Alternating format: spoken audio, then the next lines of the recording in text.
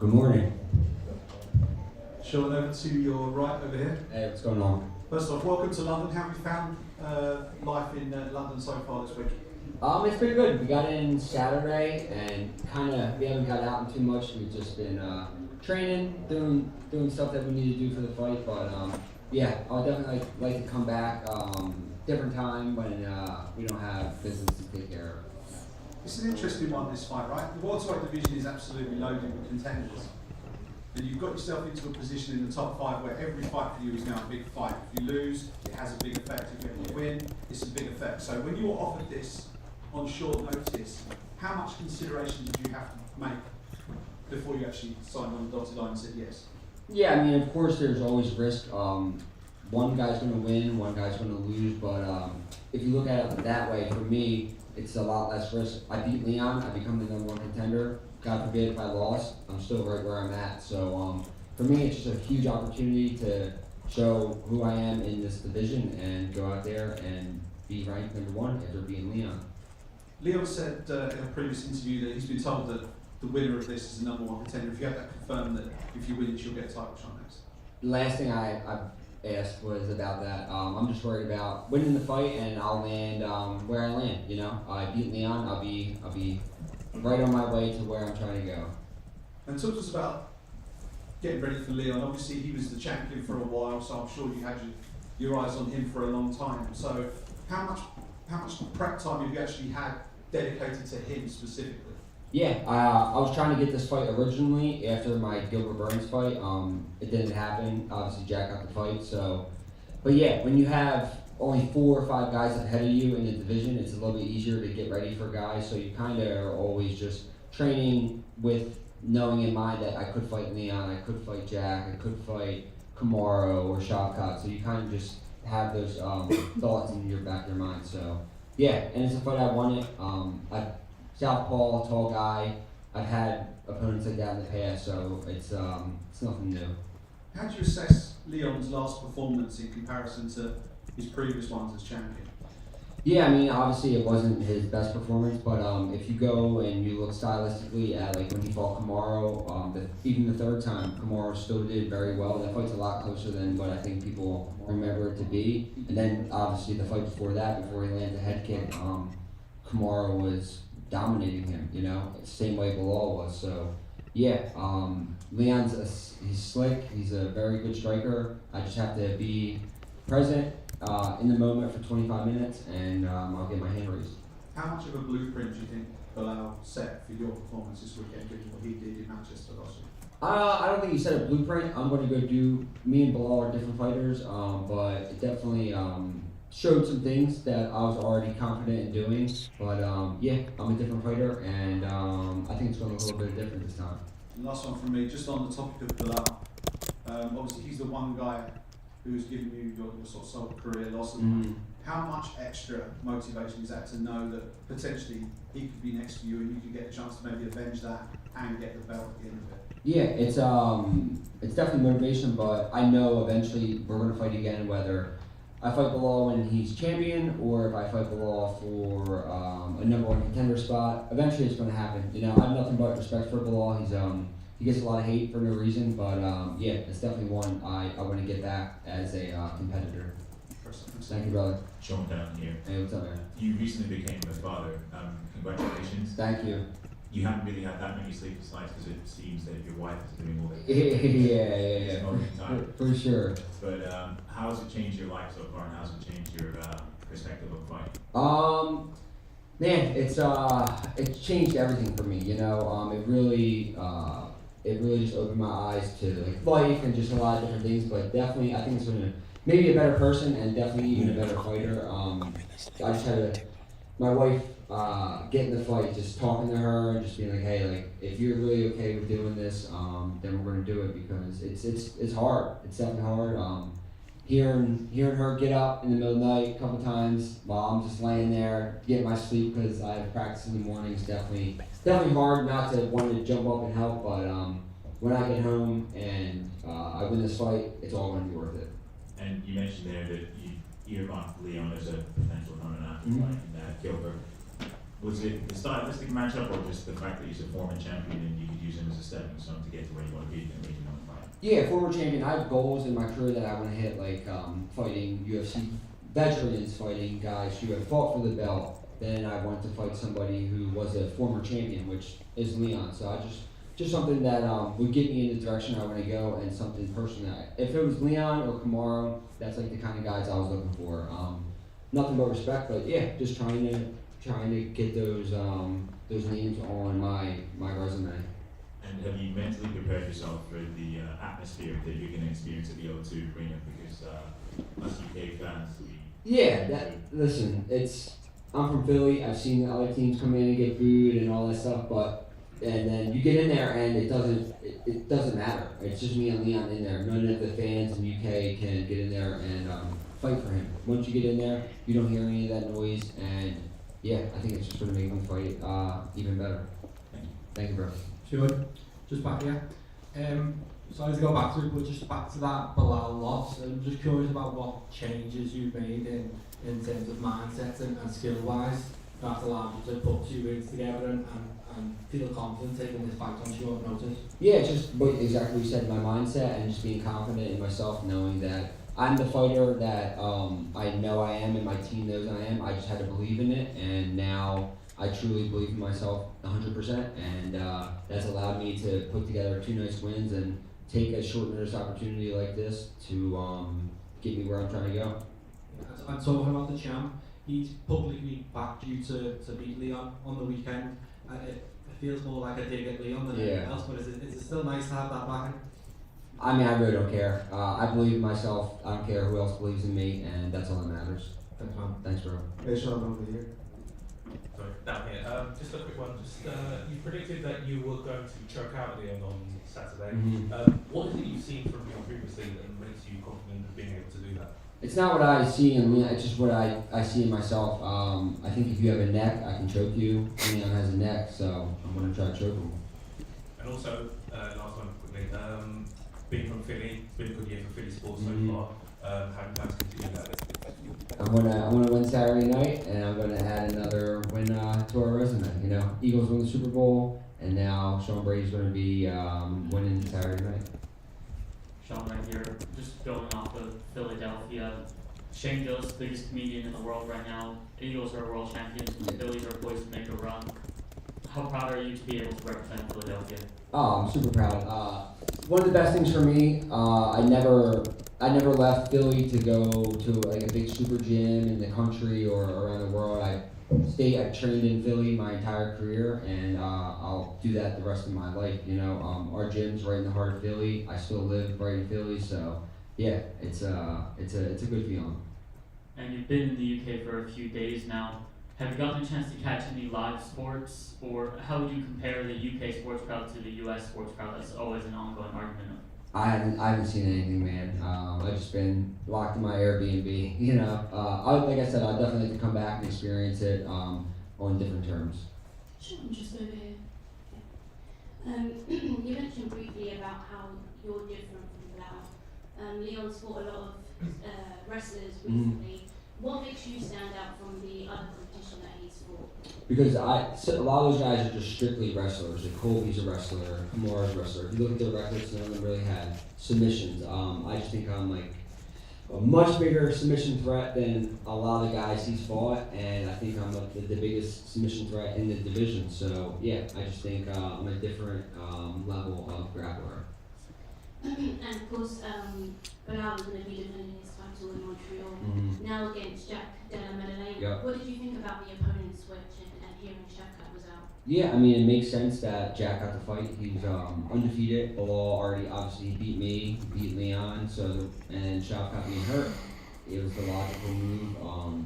It stinks that Shafkat got hurt, but at least the division's still moving the way that it needs to go, and they have a fight. So instead of delaying it for Shafkat, they're pushing forward, which is awesome. And what do you make of the fight? How do you think it goes down? Jack's an amazing boxer. He's a very tough fight for anybody. He can definitely knock anybody out, but I think Bilal showed that he has beat a lot of guys he quote unquote wasn't supposed to beat, including me, and I think he'll do the same thing. And then just last one for me, obviously you touched on it briefly about the loss to Bilal. Yeah. You know, if he does retain the title Yeah. and you know you win this weekend, Mhm. how does the second fight with you and Bilal go down? It looks a lot differently. I'm just excited to go out there and get that one back. But yeah, when the time comes, it'll be a great fight. Thank you. We have time, two more, one. Sean over here. What's up, brother?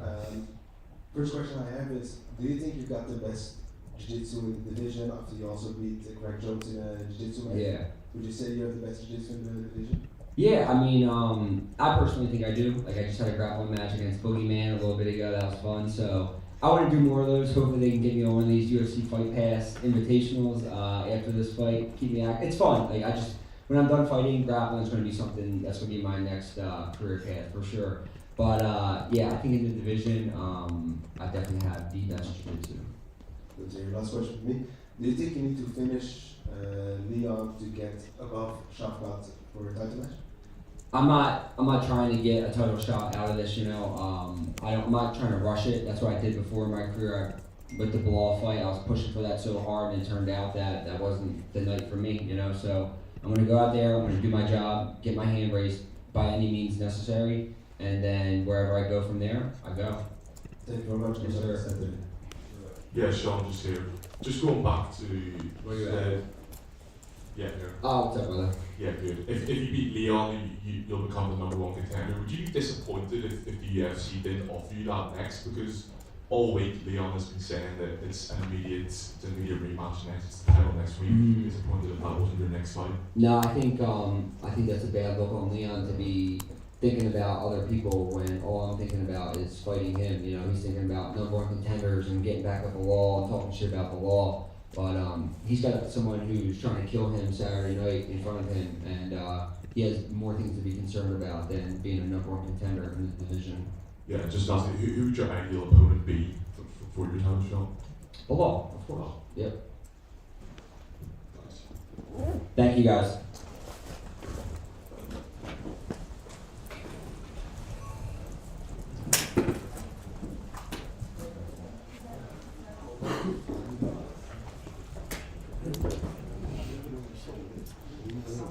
Check. Can I stop the stream? It's gonna work on mute.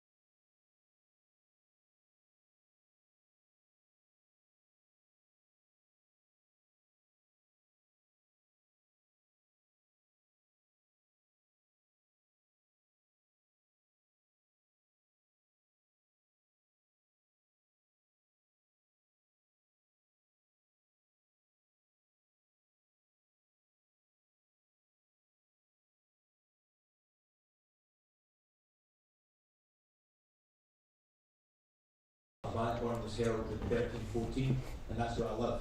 So there's a lot of businesses around my area called 1314, stuff like that. So, you know, it's kind of a historical moment. William Wallace was from that era, and obviously I'm Scottish through and through.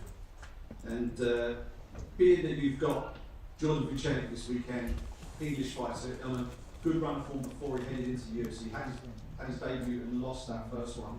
What did you make of him running through Cage Warriors, and how do you think he did in his debut? Well, he's an amazing fighter, let's be honest, and so am I. It's a great matchup, and I've just said before, you know, for both in the UFC, we just need to make a name for ourselves, and I'm impressed with him, and I'm sure he's impressed with me, but I don't know if the media or whatever, I'm just getting the vibe that everybody thinks he's going to walk through me, and it's not going to be the case. You had that the fight last time out was a big win for you against Oki, bouncing back from the defeat last time, getting that first finish in the UFC. How much did that mean to you? To actually, not just get the win and bounce back, but to actually get that first finish in the octagon. Yeah, it was good. I always thought it was going to be a KO. I always thought about it, and that didn't. And I thought it was going to be a submission. I thought it was going to be banging someone out. So it was cool. Just shows you how much of a fall since day one. I've been working endlessly for the last God knows how many years to try and get better at all facets of MMA. So I know you got 2 kids at home. How much did that extra 50k help with the family in all that regard? So they immediately trying to allocate. Yeah. It's gone now. My missus spent it. No, it's been good, man. It's been good. You know, for the longest time, like I'm a father before I'm a fighter. I need to make sure I'm a protector of my family. I will not ever let my kids be in the situation that I was in when I was younger. It won't happen. You know, I went hungry. I went through crazy stuff when I was younger. So I will provide for them, hail, rain or shine. So it was a endless battle to try and bring cash in through the door, and you know, whoever gave me that bonus, whether it be Mike Maynard or Sean Brady or Dana White, you know, I've still got to shake their hand for that. And you're on a new contract with the UFC, right, as of the last fight, so how much has that been a boon to you as well? Yeah, that's changed my life again, you know. It was all in a winner. You know, I made a good bit of money last year, especially just off that first fight, so more to come as well. But like I'm not in this for money. Money's great, and I talk about like supplying for my family. But at the end of the day, I could work for DPD and I could end up supplying for my family. I fight for pride. I fight for the love of it. And it's made me into the character I want to be. You know, I'm going to be a superhero for my children. And in terms of your training, obviously you're training at ATT a lot these days. I know you've had some help getting over there, well, initially making that connection with an OG of Scottish MMA, Rob Whiteford. Tell us about how instrumental and how influential he's been in your career. Yeah, for sure. He's sitting right over there, and he's helped me out so much over the years, like you can't even fathom it. You know, I was very, very lucky. Like one of the first ever times I watched him fight, and I remember sitting in the crowd thinking I want to be in there. And I remember we'd been training a lot bit back and forth. He came in and done a couple of seminars, and I was pestering him to come in and train with me. And I was meant to be going to work one day, and he goes, "Hey Chris, do you want to do some sparring on Friday?" He brought me in, and then he broke my nose. So since then it's been a kind of a rivalry. We've been beating fuck out each other for God knows how many years. Brilliant. Last one from me. This is I think it's your third fight at the O2, but the dynamic's slightly going to be different with the crowd this time. I guess most of the time the crowd would have been 100% behind you as a UK fighter fighting on UK soil.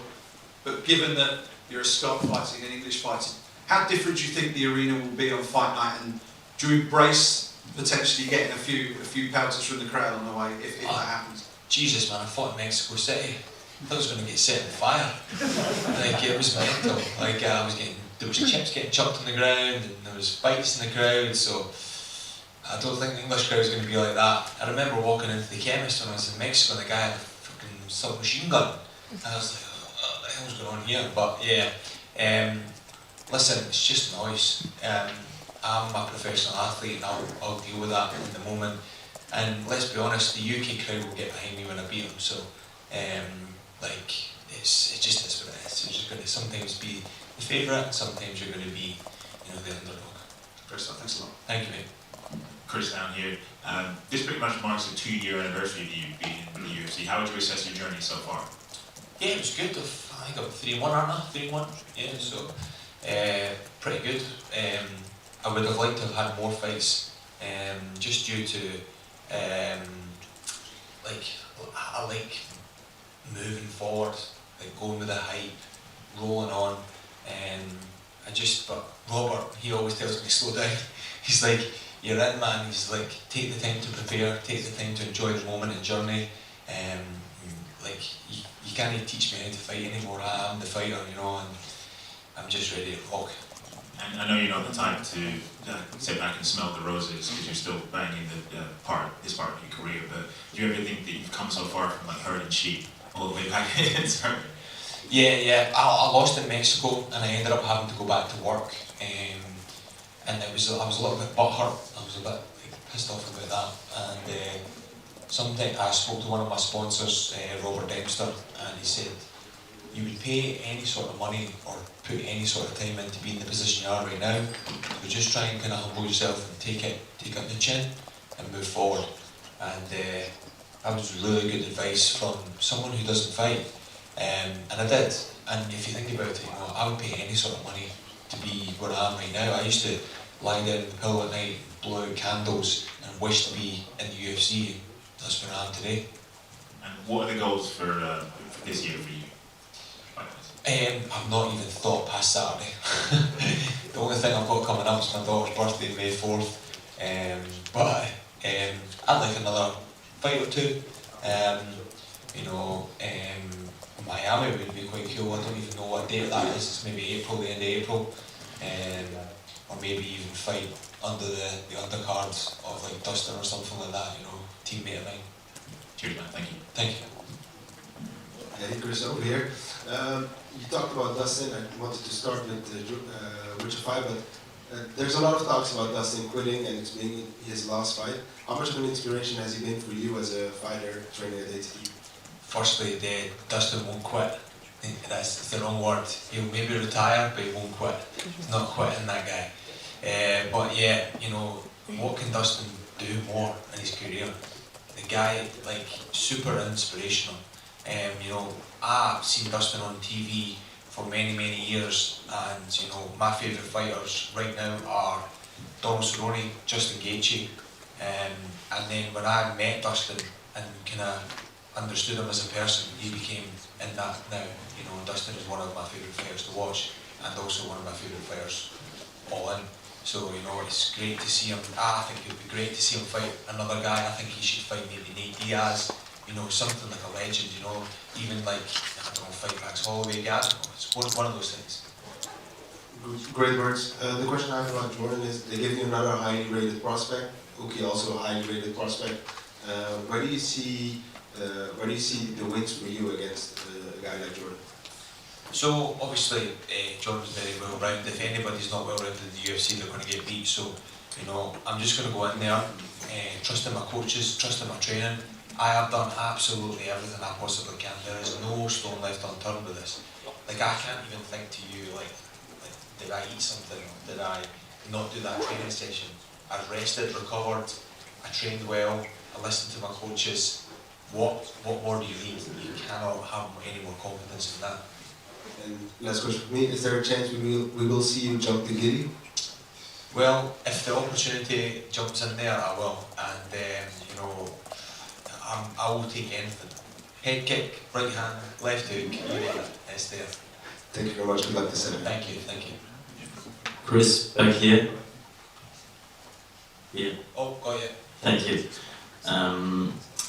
You're known for your very aggressive style when it comes to fighting in the octagon. What can the fans expect on Saturday night?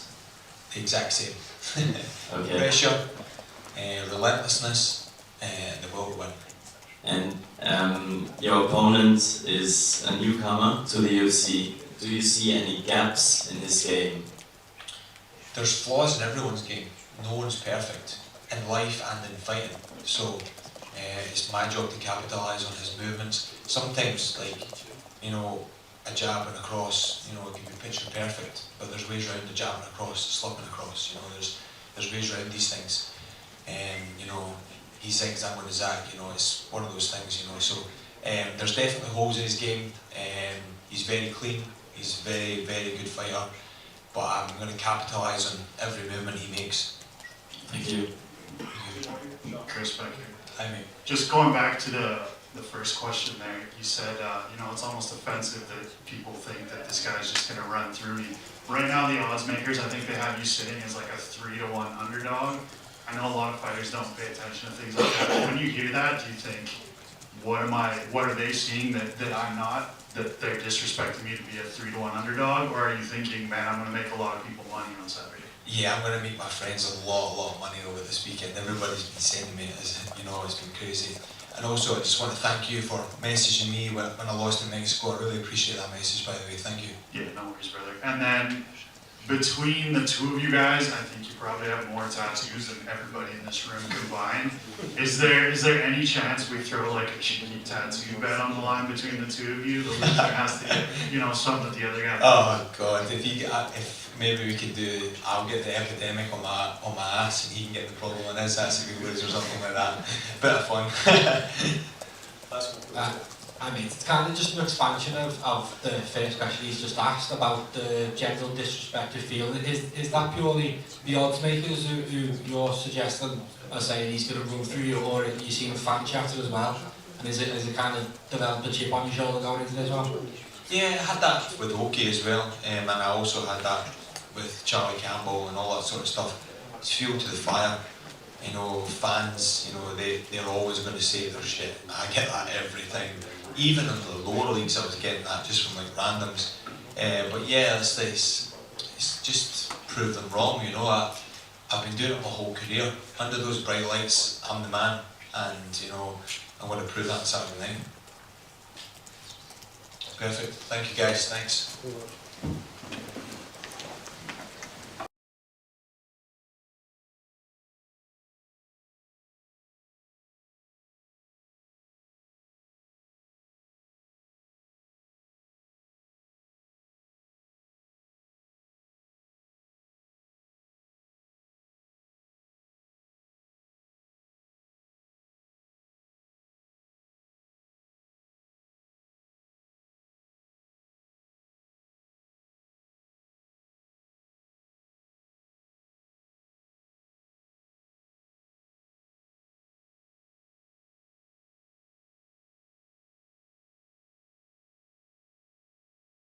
Been away for a little while. Sean.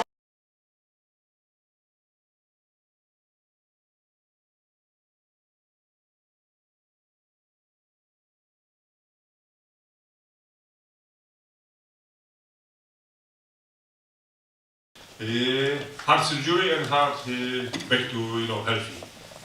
Was long, there was part of the after 3 months after surgery. I feel worse than before surgery, so I said, oh, something is not good, something is wrong. So I talked with doctor and my physiotherapist. They say, no, you need to wait a little bit longer. You will see, it's gonna be better and better. But I don't used to wait so long. That's why it was very, very tough for me. But I survived this, bad moment. And now I'm healthy and even stronger mentally because of that, and happy that I can come back finally after almost 2 years break. And I think in an interview with BBC here in the UK, I think you mentioned that you took almost like a detox from daily life for a while. Can you explain a little bit about that and how that helped you in terms of getting a reset and getting ready to come back? About detox, about what? It said you took like a detox from life. A detox from life? No, I don't take detox from life. Maybe you don't catch something, I don't know. Okay, they might have been lost in translation somewhere, I'm not sure. But given that you've been away for as long as you have and you're 42 years of age, I think now, how frustrating has it been at this stage in your career, especially with the state of the light heavyweight division, that you haven't been able to just get in there and try and stake a claim again? Frustrating is this, that everybody, tell me that they are 42 years old now. I apologise. But I'm okay, I feel good, I feel ready. I'm excited because the division is excited, so I'm happy. A lot of things happen without me. Now it's time to remind fighters and people in the world the legendary Polish power. And this is my mission right now. you faced a lot of different styles over the course of your career. You faced natural strikers, you faced wrestlers, you faced grapplers. What do you make of Carlos Ulberg as a fighter and the style that he's going to bring to you on Saturday night?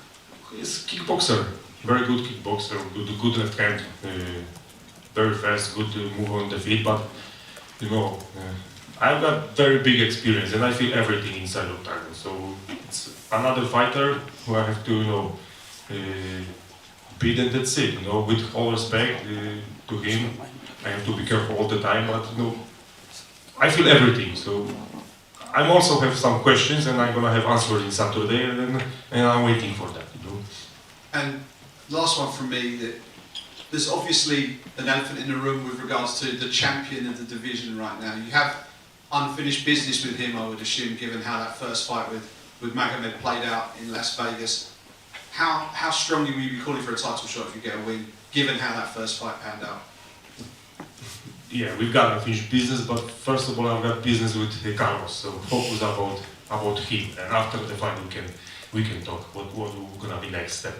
Okay, so thanks very much. Thank you.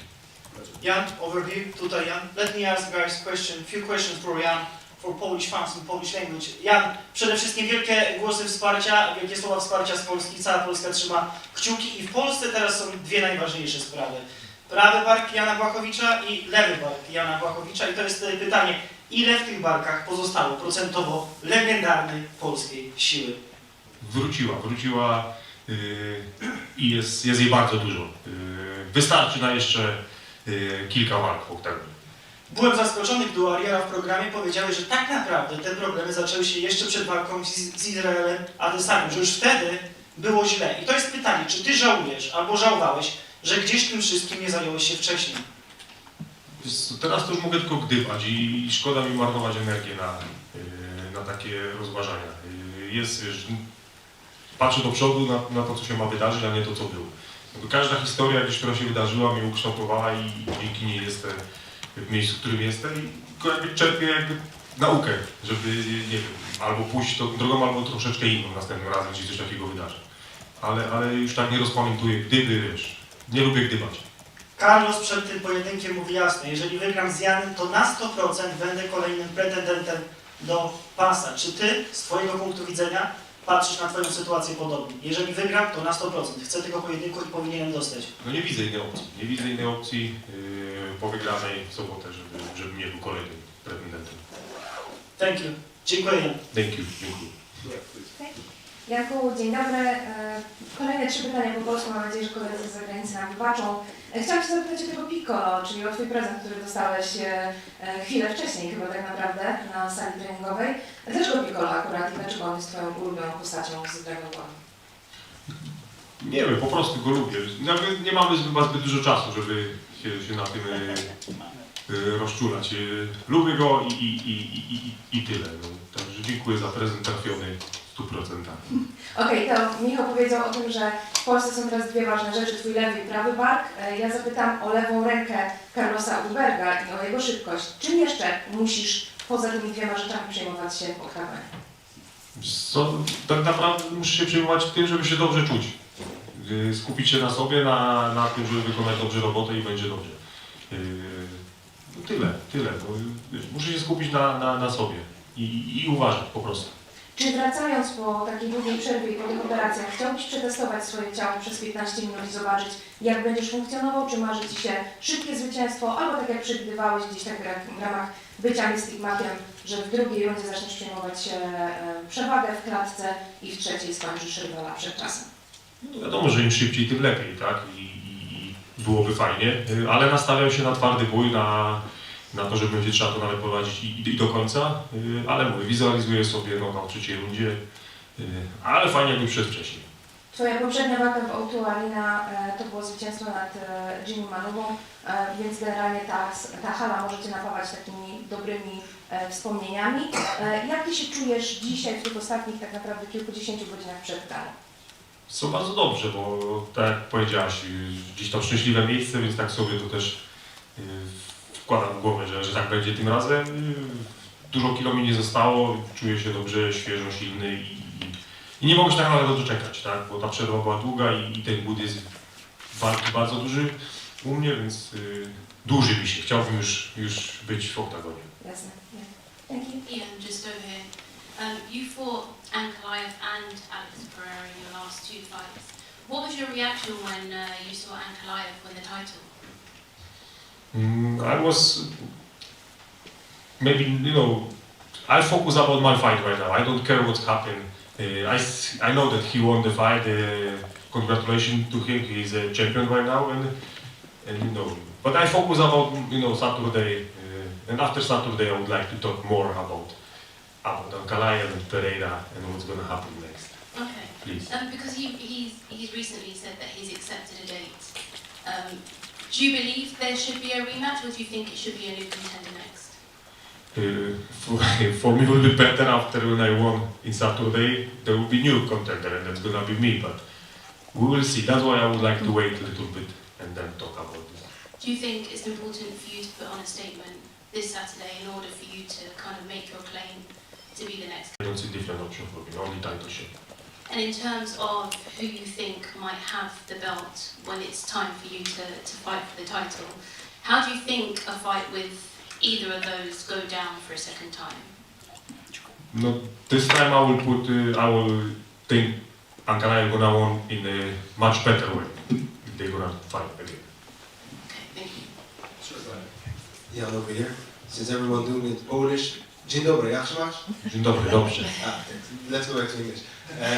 Jan, you're fighting in Carlos, a highly prospect. He's a very good guy. Where do you see keys to win for you in this fight? I see keys, in stand-up, also in wrestling, also in jiu-jitsu. So I just have to, find the hole in the fight and use it. And I'm ready for that, With all respect to him, he's a good kickboxer, good fighter. But I think I'm better in every part of the fight, So, and experience is on my side. He's younger, for sure. This is on his side. But I've still got, the fire inside me, and we're gonna see it in Saturday. Yeah, a lot of people talk about your age. When looking back at your last fight, I don't see the age because you still gave a hell of a fight against a very good guy. How long do you think there's left for you to go into this journey of MMA? I don't know. I hope so a lot. But we will see. But I know it's, almost end, but still a couple more fights. Thank you very much. Good luck this Saturday. Thank you. Yeah, over here. Yeah. 1, 2, 3 right here. To go back with the question that he said, so Absalom for Karate Bushido, he said you still have the fire in you at 42 years of age. The record for the champion is detained by Randy Couture.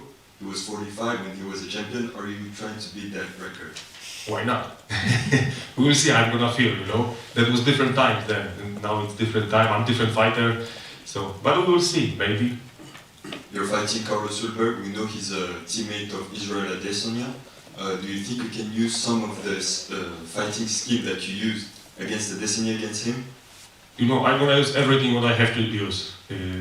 But I don't fight with Israel. I fight with Carlos, different fighter, But if I've got a lot of tools to use, and I'm gonna use everything. Thanks a lot. Thank you. Hi Jan, good morning. First of all, you said that you are most complete than Carlos in almost every area, every aspect of the game. We all know that you have a very good wrestling and jiu-jitsu background. Do you think the ground is the key to get the win against Carlos this Saturday? The key is to just be better in every part of fight, If I'm gonna have opportunity to take him down, I will do it.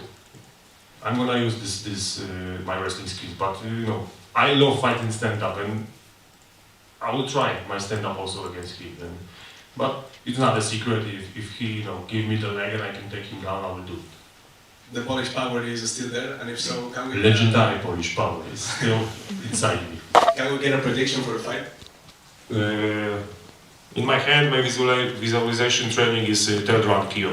Okay, and the last one from me, Jack. Out of all of the fighters on the UFC light heavyweight roster, you are the only one who has come close to defeating both Alex Pereira, the former champion, and Magomed Ankalaev, the current champion. Do you think that if you get past Ulberg this weekend, you are one of the few fighters with the tools to beat either of them, regardless on who has the belt? Of course, I am. Yes. Thank you so much, Jan. Thank you. Dzień dobry, Jan. W 3 z 4 ostatnich walk w Europie otrzymał Pan bonusy. Czy powinny się spodziewać kolejnego występu za 50K w sobotę? 50K is always good.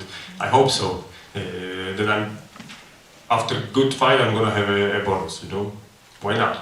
50K for for party. It's gonna be good party. Last time in London it was 50K. Yeah, that was. So I have to keep it like this. Dziękuję. Dzięki. One last one, sir, go ahead. Yes, Jacob from Corner Blog. Jan, you're one of the big faces in European MMA.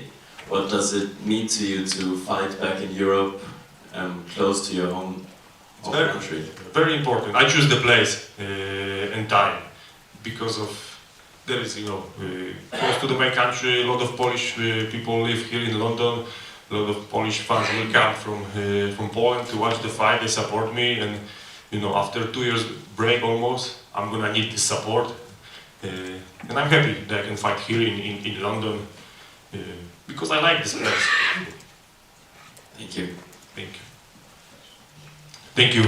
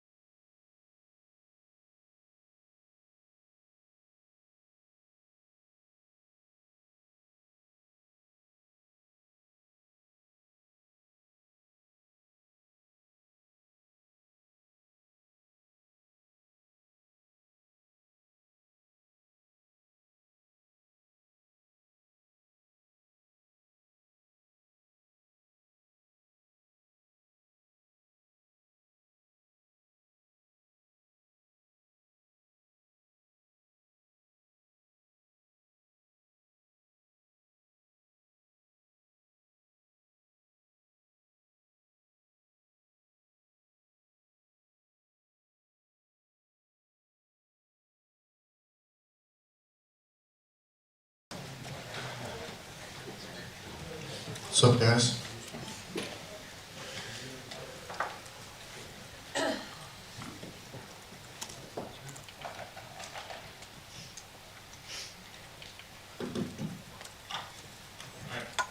Welcome back, first of all, almost 2 years to the date that you are back here. How does it feel to be back in London? Yeah, it feels great. Feels familiar. Every day I've fought here so many times, and yeah, it feels homey. And Kevin is normally a crowd favorite. How difficult do you think it will be for him to go from being the fan favorite in the US, having the whole crowd there for him, to here where you'll be the fan favorite? I don't know Kevin very well, and I'm sure he has loads of fans here as well. He's a very exciting and fun fighter, you know. But yeah, we'll see. Kevin's last fight against Reinier de Ridder was a tough one, and since simply you and Reinier de Ridder have a similar style, was there a lot you took from that fight that you think you can get done in this fight as well?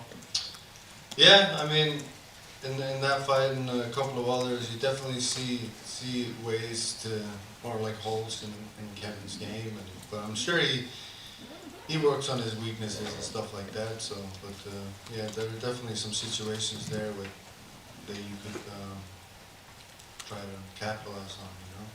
Sure. Going just here. It's a rare occasion that we get to see you fighting these days. I think a lot of people would love to see much more of you in the octagon. Why is it that you've only been able to fight sort of so sporadically over the last few years? Yeah, I mean, I've just been focusing on other things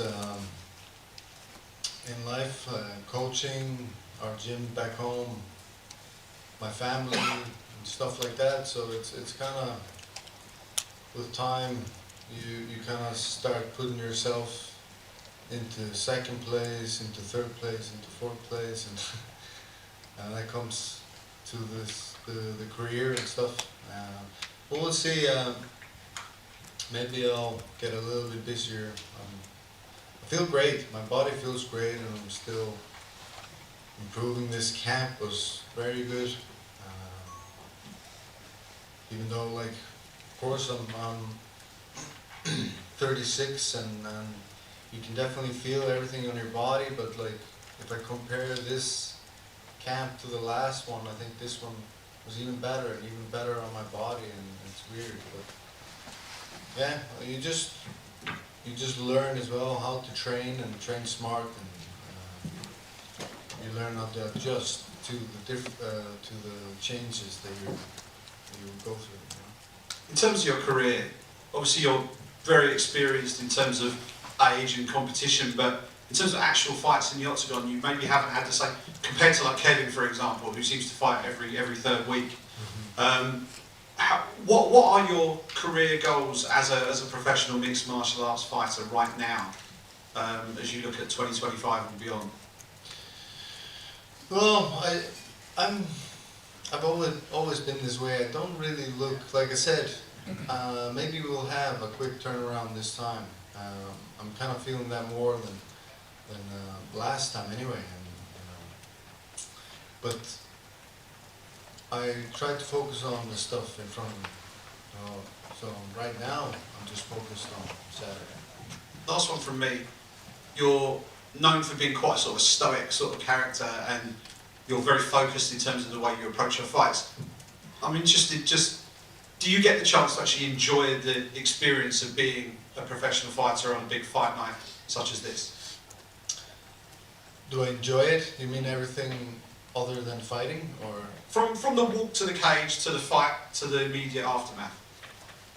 Yeah, I do enjoy it. I do enjoy, like, most of it. Obviously, sometimes it's not fun and whatever, but it's most of it I do enjoy. I've been doing it for so long, it's become part of me, and I've learned to love it. If there was something that I wasn't a fan of in the beginning, but, you know, yeah, I do like it. But this sort of fight week media stuff, not so much, right? Well, I've gotten better with that as well. It's the same. Like, I enjoy talking to people in general, and when people have, like, good talks or like interesting questions and stuff like that. It's the repetitiveness of like some of the, you know, how do you feel? How do you feel about this? How do you feel? That can sometimes become like the same question over and over again, and you're trying to think how to answer it, and you know, like just the same stuff over and over again can be tiring. And with that, I'll finish. Thank you. Thanks, Gunny. I just want to ask you about ring rust. Obviously, as it was mentioned before, it's been almost 2 years since we last seen you. Are you a believer in ring rust? I know people sit on either side of the fence and say, is it myth or reality? Where do you sit on it, and how do you feel about it, and how do you combat it coming into this fight? Well, first of all, we're here, so it is what it is. And second of all, well, I'm quite used to it. Like, this is not the first time I've had a long break. So no, I don't like believe in it or not believe in it. I think like no, it doesn't really. I'm accustomed to it anyway. So I think I'll be fine. And in contrast, this is Kevin Holland's 20th fight since 2020, I think. Is there a thing that's fighting too much? Would you rather be on your side of the fence where it's, you know, a few fights every so often rather than being so busy as he is? Yeah, I mean, I think there can be negatives and positives to both sides of this coin. So if you fight too much, it can wear you out. It can have, it's a fact. If you fight not enough, it can also, you know, give you that ring rust in some cases and stuff like that. But yeah, we'll see Saturday night. Thanks, man. Just over here, just a quick one. We've obviously got the welterweight title fight coming up in Montreal. I'm just curious to know your opinion. You know, what do you think about the fight with Belal Muhammad and Jack Della Maddalena? How do you think it goes down when you kind of break it down?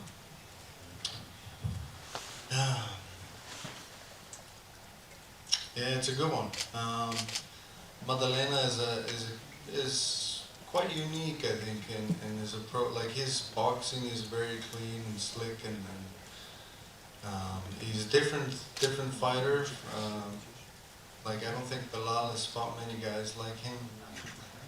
I think it comes down to how well he can defend Belal's takedowns and stuff like that. If Belal is able to, and Belal keeps a high pace as well. He keeps moving and keeps pushing, and if he's gonna be able to take him down before Maddalena catches him with something, or then I think Belal is gonna win.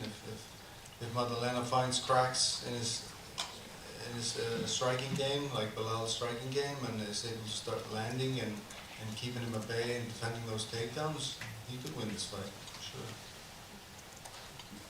Sure, right. Here, Gunnar. Good morning, Gunnar. I wanted to ask you, you have trained with great fighters throughout your career, such as Jiri Prochazka, Conor McGregor, amongst many others. Could you tell us which fighter you have learned the most from, and what would you say is the best piece of advice they have given you?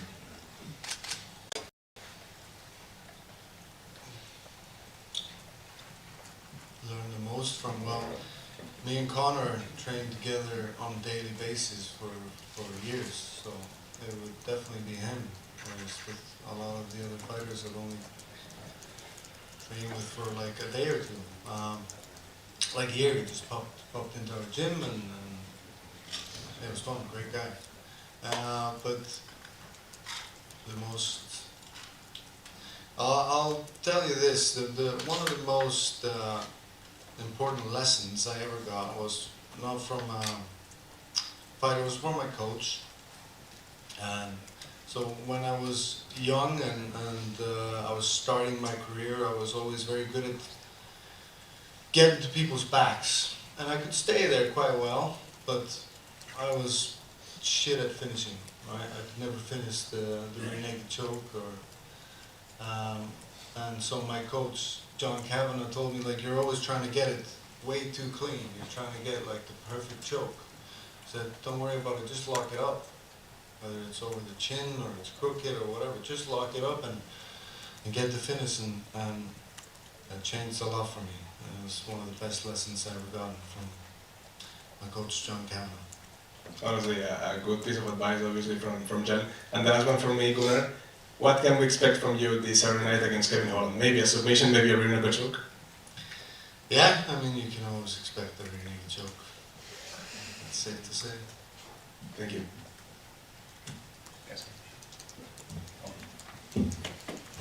Thank you very much. Thank you.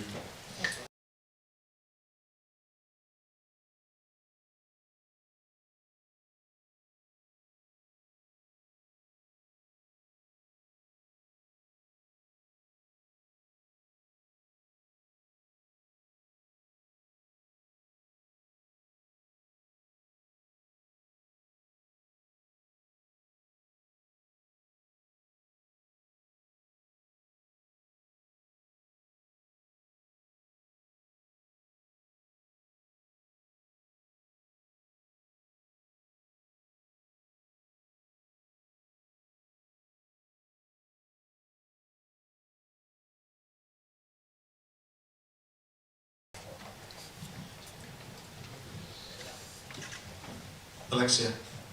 Hi. Hi. Hi. First off, welcome to the UFC. Love the onesie. First of all, you got this fight on relatively short notice. Talk to us about the process of actually getting this fight and the emotions when you found out you would be fighting Molly McCann here in England. Primeiramente, bem-vindo ao UFC. Ele adorou a roupa. Fala como é que foi aceitar essa luta, um pouco de última hora, lutando na Inglaterra contra a Molly McCann. Quero agradecer pela oportunidade, estou muito feliz de estar aqui. A gente aceitou essa luta na sexta-feira, no último dia. Só que o meu mestre sempre fala pra gente andar sempre preparado, porque o lutador tem que andar preparado para quando o telefone tocar, se você estiver pronto. Então, a gente estava guardando luta mesmo desde o Contender Series. Então, foi só ajustar o jogo e vir pra porrada. I'm really happy to be here, and we accepted this fight on Friday, which is probably the last day we could have done that. But I was prepared. You know, my master always says that fighters need to stay prepared for when the phone rings. You can step up, and that's exactly what we did. So we've been waiting for a fight since the Contender Series, and we took this one.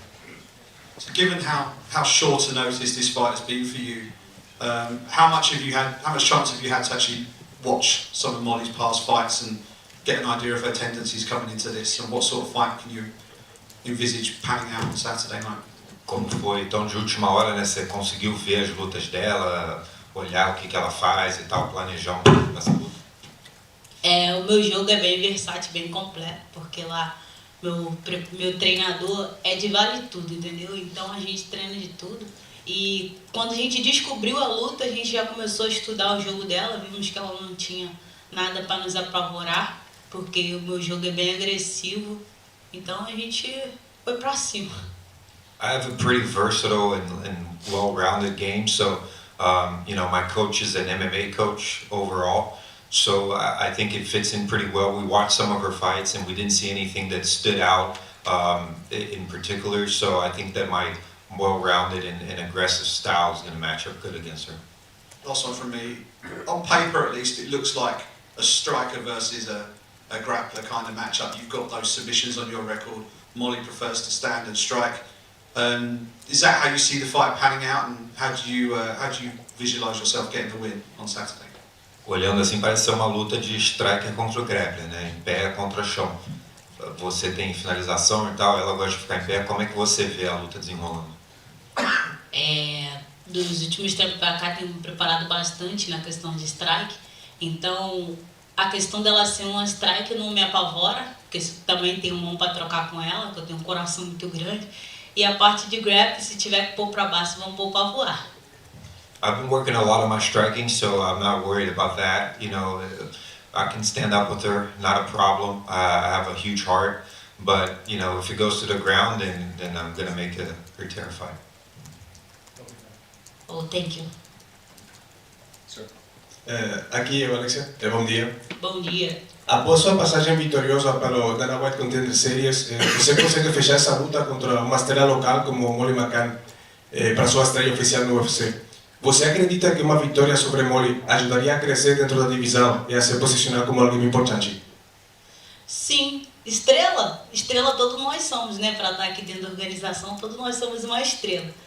E eu acredito que essa vitória será muito importante para mim, para poder crescer dentro da organização e dentro do mundo da luta também. Sabemos que você é muito habilidosa não só com seu jiu-jitsu e que conquistou muitas finalizações ao longo da sua carreira.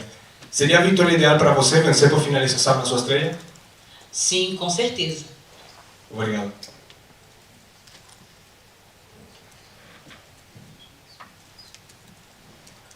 Back here, one quick question. Alexia, Molly McCann is a fan favorite here in England. How do you plan to handle the crowd on Saturday night? A Molly é favorita dos fãs aqui, muito famosa na Inglaterra, né? Como é que você vai lidar com os fãs?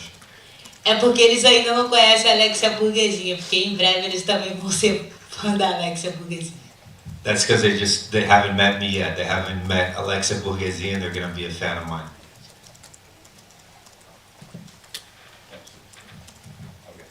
Oh, thank you very much. Esquece, tropa.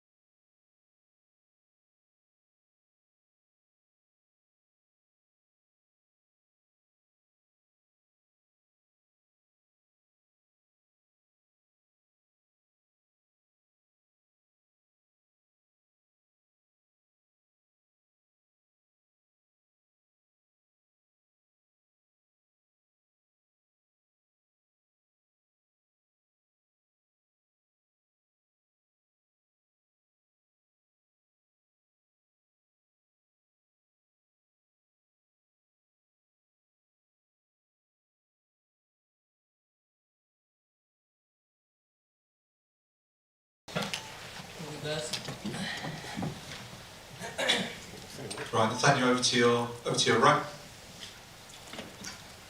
Hey, how you doing? First one, I just wanted to check in with you. Obviously, the last time we saw you fight was in Manchester. It was an emotional win for you, and you had, there was a lot of things going on in your life going into that fight and around that fight. I just wanted to check in, see how things have been for you since then, and how things are for you now. Things are good and bad. So this fight camp's been great. The last 8 weeks have been great. Before that, there's about a month where it was really bad and stuff, and if anything, I think that the fight camp's helped me get focused. Obviously when I've got a job at hand and I can focus on it, kind of takes other distractions away. So it's been about 50-50, but the fight camp itself, which obviously was the most important part and getting ready for today, that's been amazing. Great. And fighting in your hometown, you're probably the most local fighter on the card, right? In terms of where you live and train. So, how much of a boon has it been for you to know that you're fighting right here? You've got your home fans here, and you're training just around the corner. It's massive. I get to literally sleep in my own bed. I can just this morning I walk the dog. Then I play with my daughter for a bit. Saw my wife. So, yeah, it's definitely a luxury fighting at home, and I guess that gives me a slight advantage, definitely in the mindset, you know, having the hometown crowd, literally being 40 minutes from the venue, you know, just being able to rock up, fight, go home, have a cup of tea, you know, that's a bit of me. So, yeah, it's definitely a luxury advantage. And two former Cage Warriors champions going at it this weekend. Obviously different weight classes. Obviously you were bantamweight at the time. Morgan, former featherweight champion. Is this a fight that you've always kind of had on your radar, that the UFC could book this at some point further down the line, given the way you both come up through the ranks and now the fact you're in the same weight class together? I don't think it has crossed my mind too much. Once London got announced and I've obviously put my name forward, etc., I kind of thought would make sense, you know, because I look at the sort of the rankings, if you like, I see everyone's booked, I'm kind of keeping up to what they're doing. Morgan's only a couple of hours away from France, you know, so to me it makes sense, but it hadn't been something on my mind until 10 weeks ago. And what do you make of Morgan? He's obviously had a good run in Cage Warriors, has a lot of vocal support. I'm sure he's going to have a big pocket of rowdy fans somewhere in the O2 on Saturday, but what do you make of him as a fighter and how he's made his way up through the ranks and now into the UFC? I've not got a bad word to say about him. We've got each other on Instagram. I like the guy. I feel like he's very similar to me in the sense where if you look at him, I'd say he's a striker, but he's also got very high level grappling. He's 29 years old, I'm 31. He's got 20 wins, I've got 20 wins. Cage Warriors champion, you know, it's very similar. So I feel like maybe I'm fighting someone that's on the same sort of journey as me. You know, obviously Daniel Pineda was a lot older, a lot more experienced, so he had advantages in some areas, but then disadvantages in other. With Morgan, I just think it's very similar stylistically. Given all those similarities, where do you think the key differences lie and where the key edge sits for yourself? Definitely in the speed, if we're going off physical attributes. Going up a weight, obviously everyone's going to be slightly stronger than me, but they're not going to be faster. So the way I look at it is, fighting at bantamweight, I was always the same as everyone else because we all cut the same amount of weight. Now, going up a weight, I'm at a disadvantage in the strength, but I'm at an advantage in the speed. So if I fight my fight and how I'm supposed to, I think I'm going to be too quick for him. And I don't know what his mindset's like, but I know that my mindset right now is bulletproof, especially fighting in London as well. So those are the two biggest advantages that I would say that I've got in my arsenal. But that's not an insult to him, because I'm sure he is very motivated as well. But yeah, I know that mindset right now is in a good place to fight. Just a light-hearted one to finish from me. You did a cracking video with Brad, fraud checking WWE moves in real life situations. If you were going to predict the most likely WWE move that you could pull on fight night on Saturday night, what do you think it would be? I think I'll go for the next now. That's got to be the easiest one to get a hold of, maybe, kind of. Great stuff, thanks a lot, mate. Thank you. Nathaniel, right here. You're having your second child. When you found out about the second child, did it come with any extra emotions after the difficulty with the first child? No, so we was ready to go again. Didn't expect it to happen that quick. It must have been the first time, so it's nice to know that I've got good swimmers. But yeah, you know, it's a real eye-opener now. I've got I've got a child already, now I've got another one on the way. So if you said this to me a couple of years ago, I would have thought you was crazy. But yeah, found out yesterday having a little girl, so they say real men produce girls. I've got 2 now coming, so I'm buzzing. You know, it's really, to me, my mission in life now is to just bring my kids up to be the best people I can in Earth, you know. So I still want to be UFC champion of the world, but that's not my first and foremost goal anymore. So my life has kind of changed, and changed for the better. Would you let your daughters go into fighting, like, as a career? Absolutely not, but they will 100% have to train. You know, that's going to be mandatory, that you need to go, learn how to defend yourself. You don't have to spar. I don't ever want you to compete, but I want to know that my daughters can handle themselves, you know, in a one-on-one situation. And your endeavours outside of the cage with the Prospect Academy, Prospect Proud, those things are all well documented. How important is it, do you think, for fighters and athletes to build that outside of their main profession? I think it's one of the most important things they should do because this sport is so short, and with injuries, etc. And a lot of people, we don't have things necessarily to fall back on. You know? So it's either go back on a building site or try and set some things up that I can whilst I'm fighting. So, you know, as you say, with the Prospect Academy and the apparel, I can't retire on them yet, but hopefully in 5 years' time or whenever I decide to retire, they're earning me enough money to, you know, be able to live a comfortable life and provide for my girls. So obviously the plan is to make millions and millions fighting, but you've also got to be realistic as well and just plan for the future. Thank you. Nathaniel, over here. Welcome. This fight has been an early fight and contender. It's been picked as that. What do you think sort of a bonus winning performance could take you? Where do you think that could take you in your career? So I definitely think a good win, confidently, not a back and forth, you know, split decision, would put me in the shot of getting a ranked opponent in the top 15. But if I'm honest, I have no intentions whatsoever about rankings anymore. I don't care for it. You know, it really means nothing to me whatsoever. I know where I belong in the world, and I believe that I'm one of the best fighters on the planet. And because some guy decided to put me at 20 or 25 or whatever I am, that doesn't change my outlook on it. So, you know, I think rankings are great to build up for a title shot, but until you're in the top 5, what does top 15, 14, 13 mean, you know? So if the UFC offered me tomorrow anyone in that top 15, I'll take it with both arms, but at the moment I just want exciting fights, and Morgan is an exciting fight. So yeah, I think this is the best fight that I could have got out of rankings. But yeah, as I say now, I'm kind of past really caring about that. I just want to fight as often as I can and have exciting fights that people remember. You're the hometown boy. Morgan's going to probably bring a cult following. There's going to be, you know, two sides of the crowd. Are you going there to tear the house down? Yeah, of course. I've always got to... I'm not the only London fighter anymore. Now we've got my teammate Lonnie Kavanagh, but I always feel like I'm the one representing, being the only London guy usually on these cards. So obviously I'm undefeated in the O2. So, you know, on Saturday I plan to remain undefeated. You say there's no bad blood. Is that post-fight pint still on? It is. If I'm honest, I don't really drink beer though, so a cup of tea would be better for me. But yeah, no, there's no bad blood. You know, as Brad Pickett said once before, I don't need to hate someone to punch them in the face. You know, we can. It's a sport at the end of the day, and it's a harsh one, but it's a play sport. You know, we're play fighting. This isn't real life. So for me, this is fun. Cheers, man. Dave, just to talk about the rankings a minute, we spoke the other day and you mentioned again about the rankings and the people deciding the rankings. I'm just curious, from a fighter's perspective, how interested or excited would you be about the Dana White's idea of introducing AI rankings? If I'm honest, when I've heard about that Dana White thing, I don't really know what it means.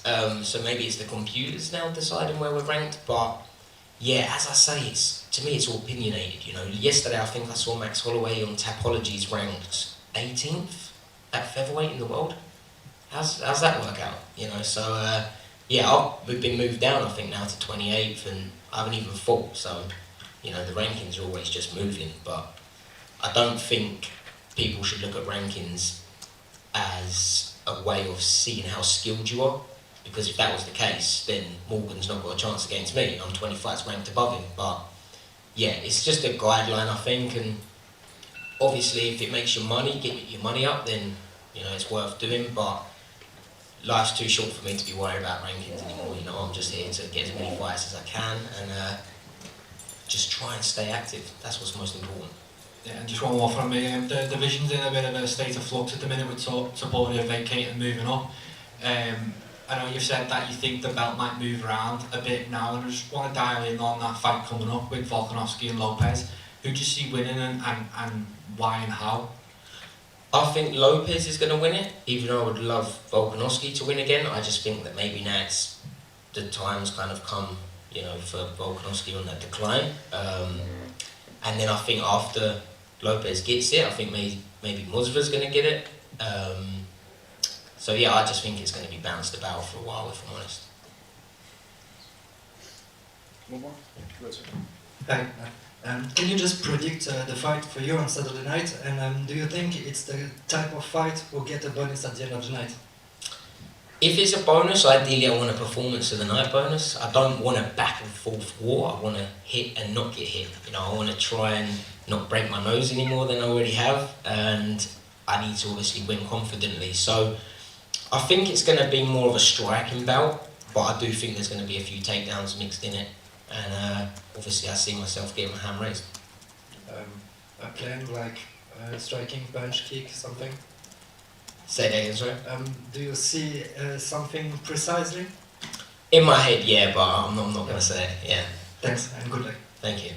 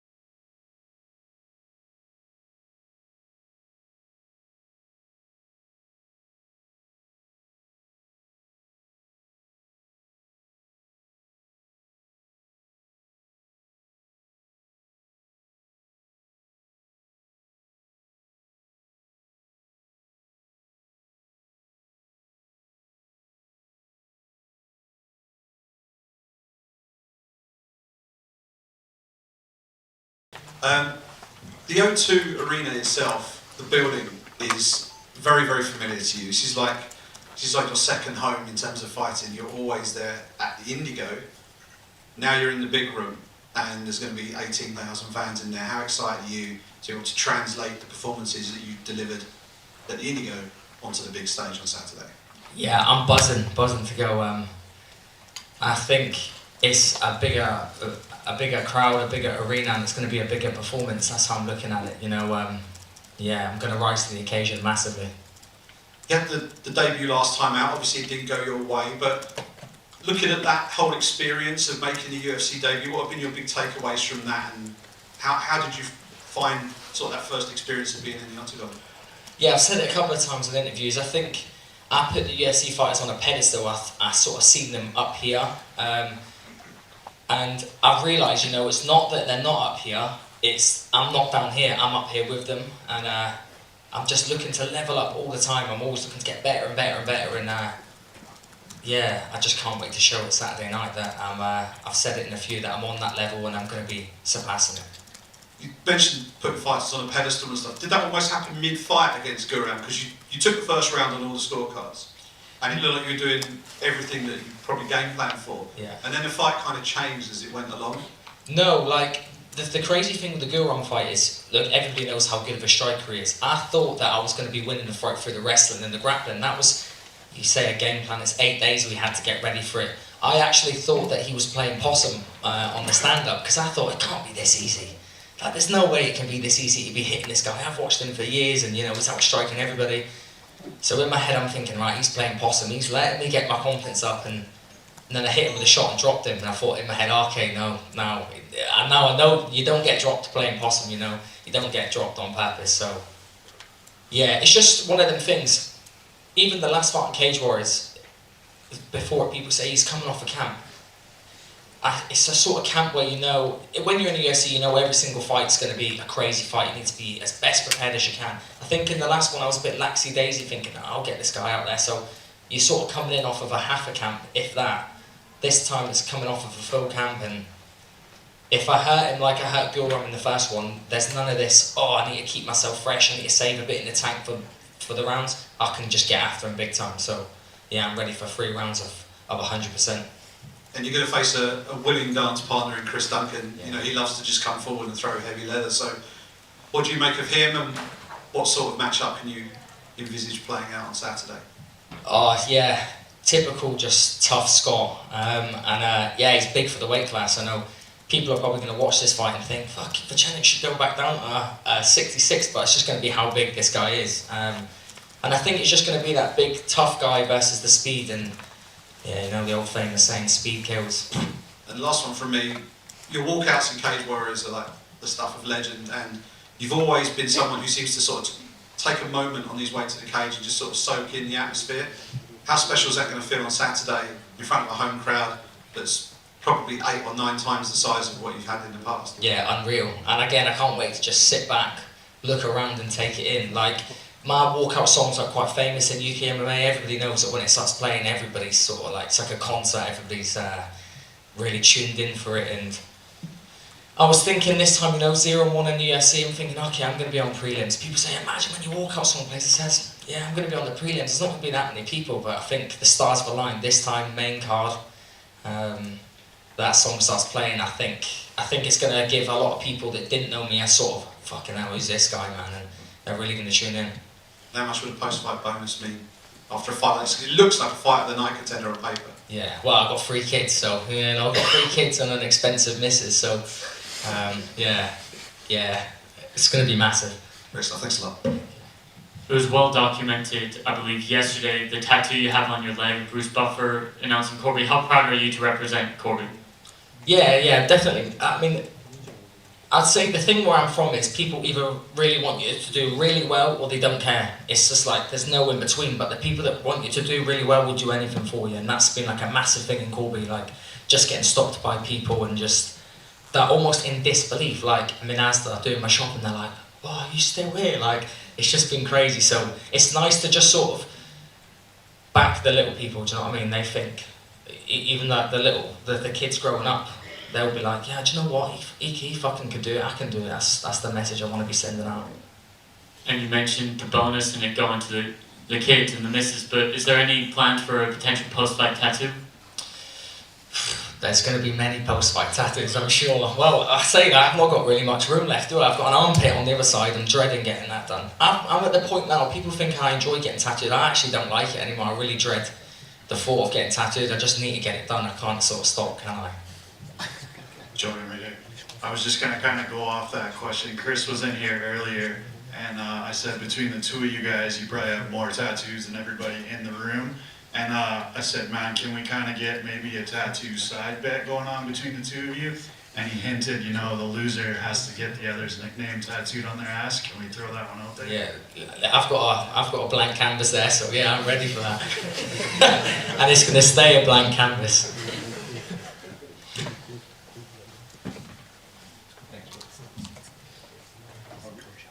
One more. Yeah. Hey Jordan, when you got into the UFC, I was very hyped because I've seen you in Cage Warriors, and definitely the first round you showed what we were used to see.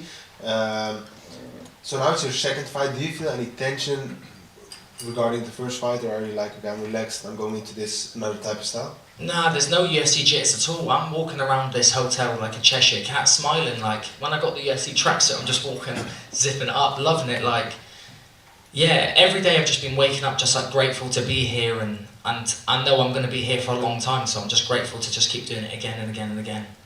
And if you get past Chris, is there a fight you have in your mind you would love to fight?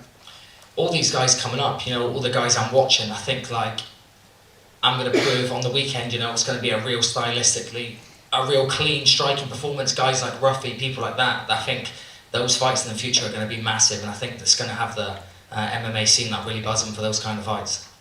Thank you very much, man. Yeah, Jordan, you spoke, or touched on it just before about kids looking up to you, and now you're on the main stage of the UFC. Can you just talk a bit about the area you're from and what it does mean to you to potentially have kids, you know, looking up to you as a potential idol? Yeah, it's massive, because where we come from, it's like, even just around about where from, people know that they hear Corby and they're like, oh fucking he's from Corby. Like, I always make a joke when we're like sat with people, they leave their phone, I go, well, I'm from Corby, I'll take that if you leave that. It's like, it's just showing them that they can just do whatever. I've had so many messages of people like, oh, my kid loves you, can you send the message? And I always try to do whatever I can for them. I've obviously got 3 little ones myself, so I want them to grow up, and I've said this many times, I don't want them to grow up and be like, oh fucking hell, yeah, that's that's your dad, Jordan Vucenic. Oh yeah, I want them to be like, yeah, like, that's my dad's Jordan Vucenic, da-da-da-da. So that's what I'm looking to replicate. As somebody that grew up without a dad, it's like, yeah, I know it sounds mad, but you're trying to be that father figure to all them growing up. I want sort of like parents to say to their kids, look at him, if you want like a role model, that's the role model you want to have. And not a lot of guys in the sport can be that. Not mentioning no names, but there's a lot you look at and you would think, I hope my kids never like him, and yeah, I don't want to be that guy. Thank you.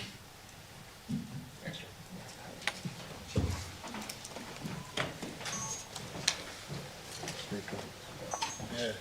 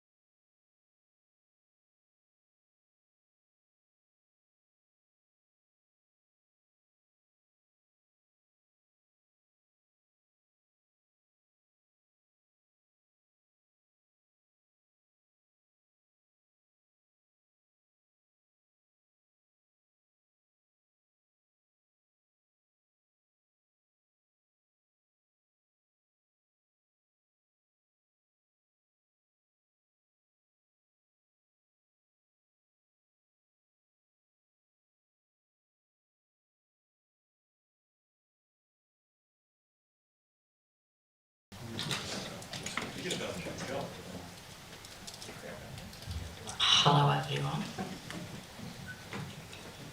Hey Molly, down to your right. Hello mate. Hi, how you doing?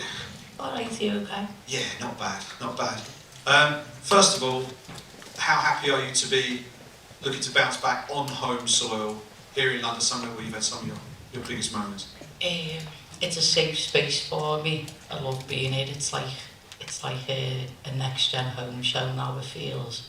It's nice to see all the staff as always. Been here a good few times now, so it's a calm week for us. What's the mindset going into this one compared to some of your previous fights in London?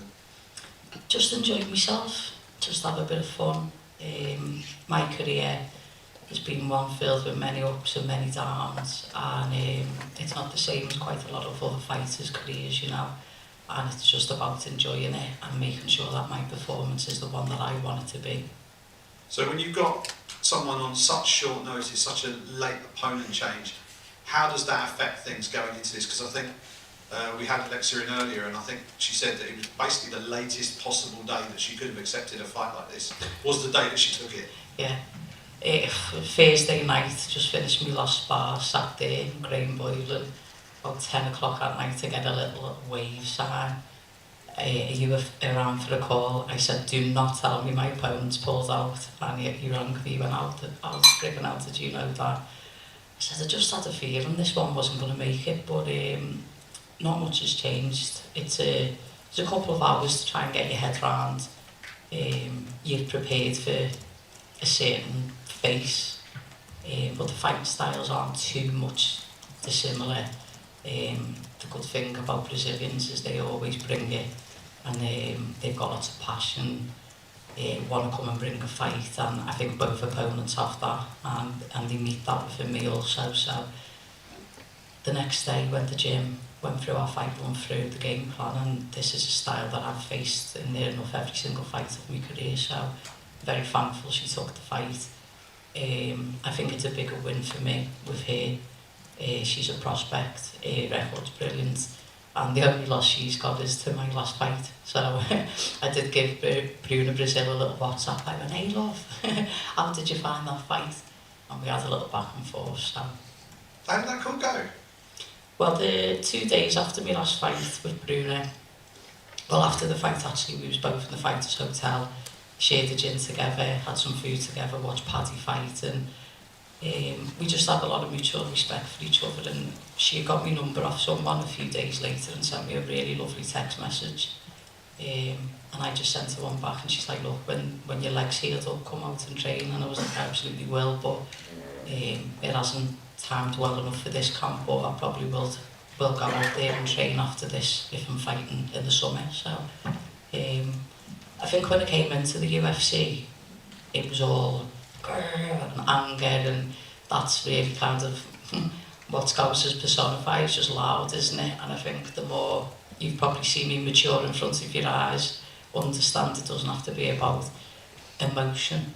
Even though I get emotional in the cage and my fighting style's emotional, yeah, I'm much more mature now and don't have to hate my opponents when I'm fighting against them.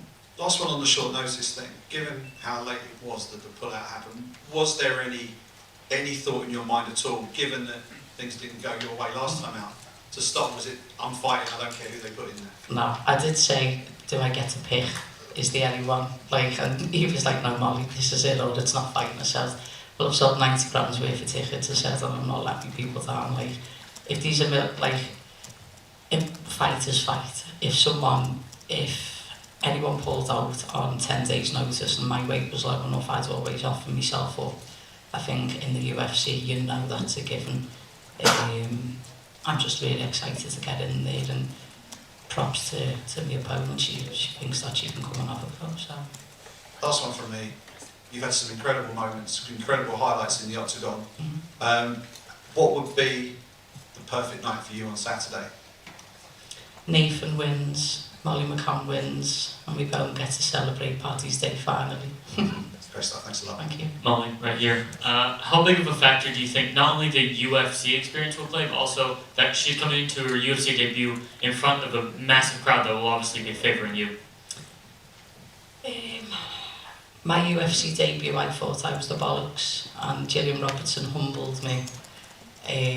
So I know the percentage of debutants when they come out, it's not always that they win because they get caught up in the show, and I'm not going to rely on that with my opponent. I'm really expecting to have someone come for me the whole way, and I don't think anyone should ever think, oh, just because it's the first one, might the heads go a little bit, or she's not come all the way around the world on 9 days notice to just make up numbers. She's coming to take my head off, do you know what I mean? So there's one thing I do know, that when there's 18,000 people singing my name against my opponent, I know that can play a factor into it a little bit, but also flipping the coin on the other hand, I have to make sure that I'm not there responding to the crowd, and I'm in there keeping my head clear and calm and doing the best that I can under that pressure as well.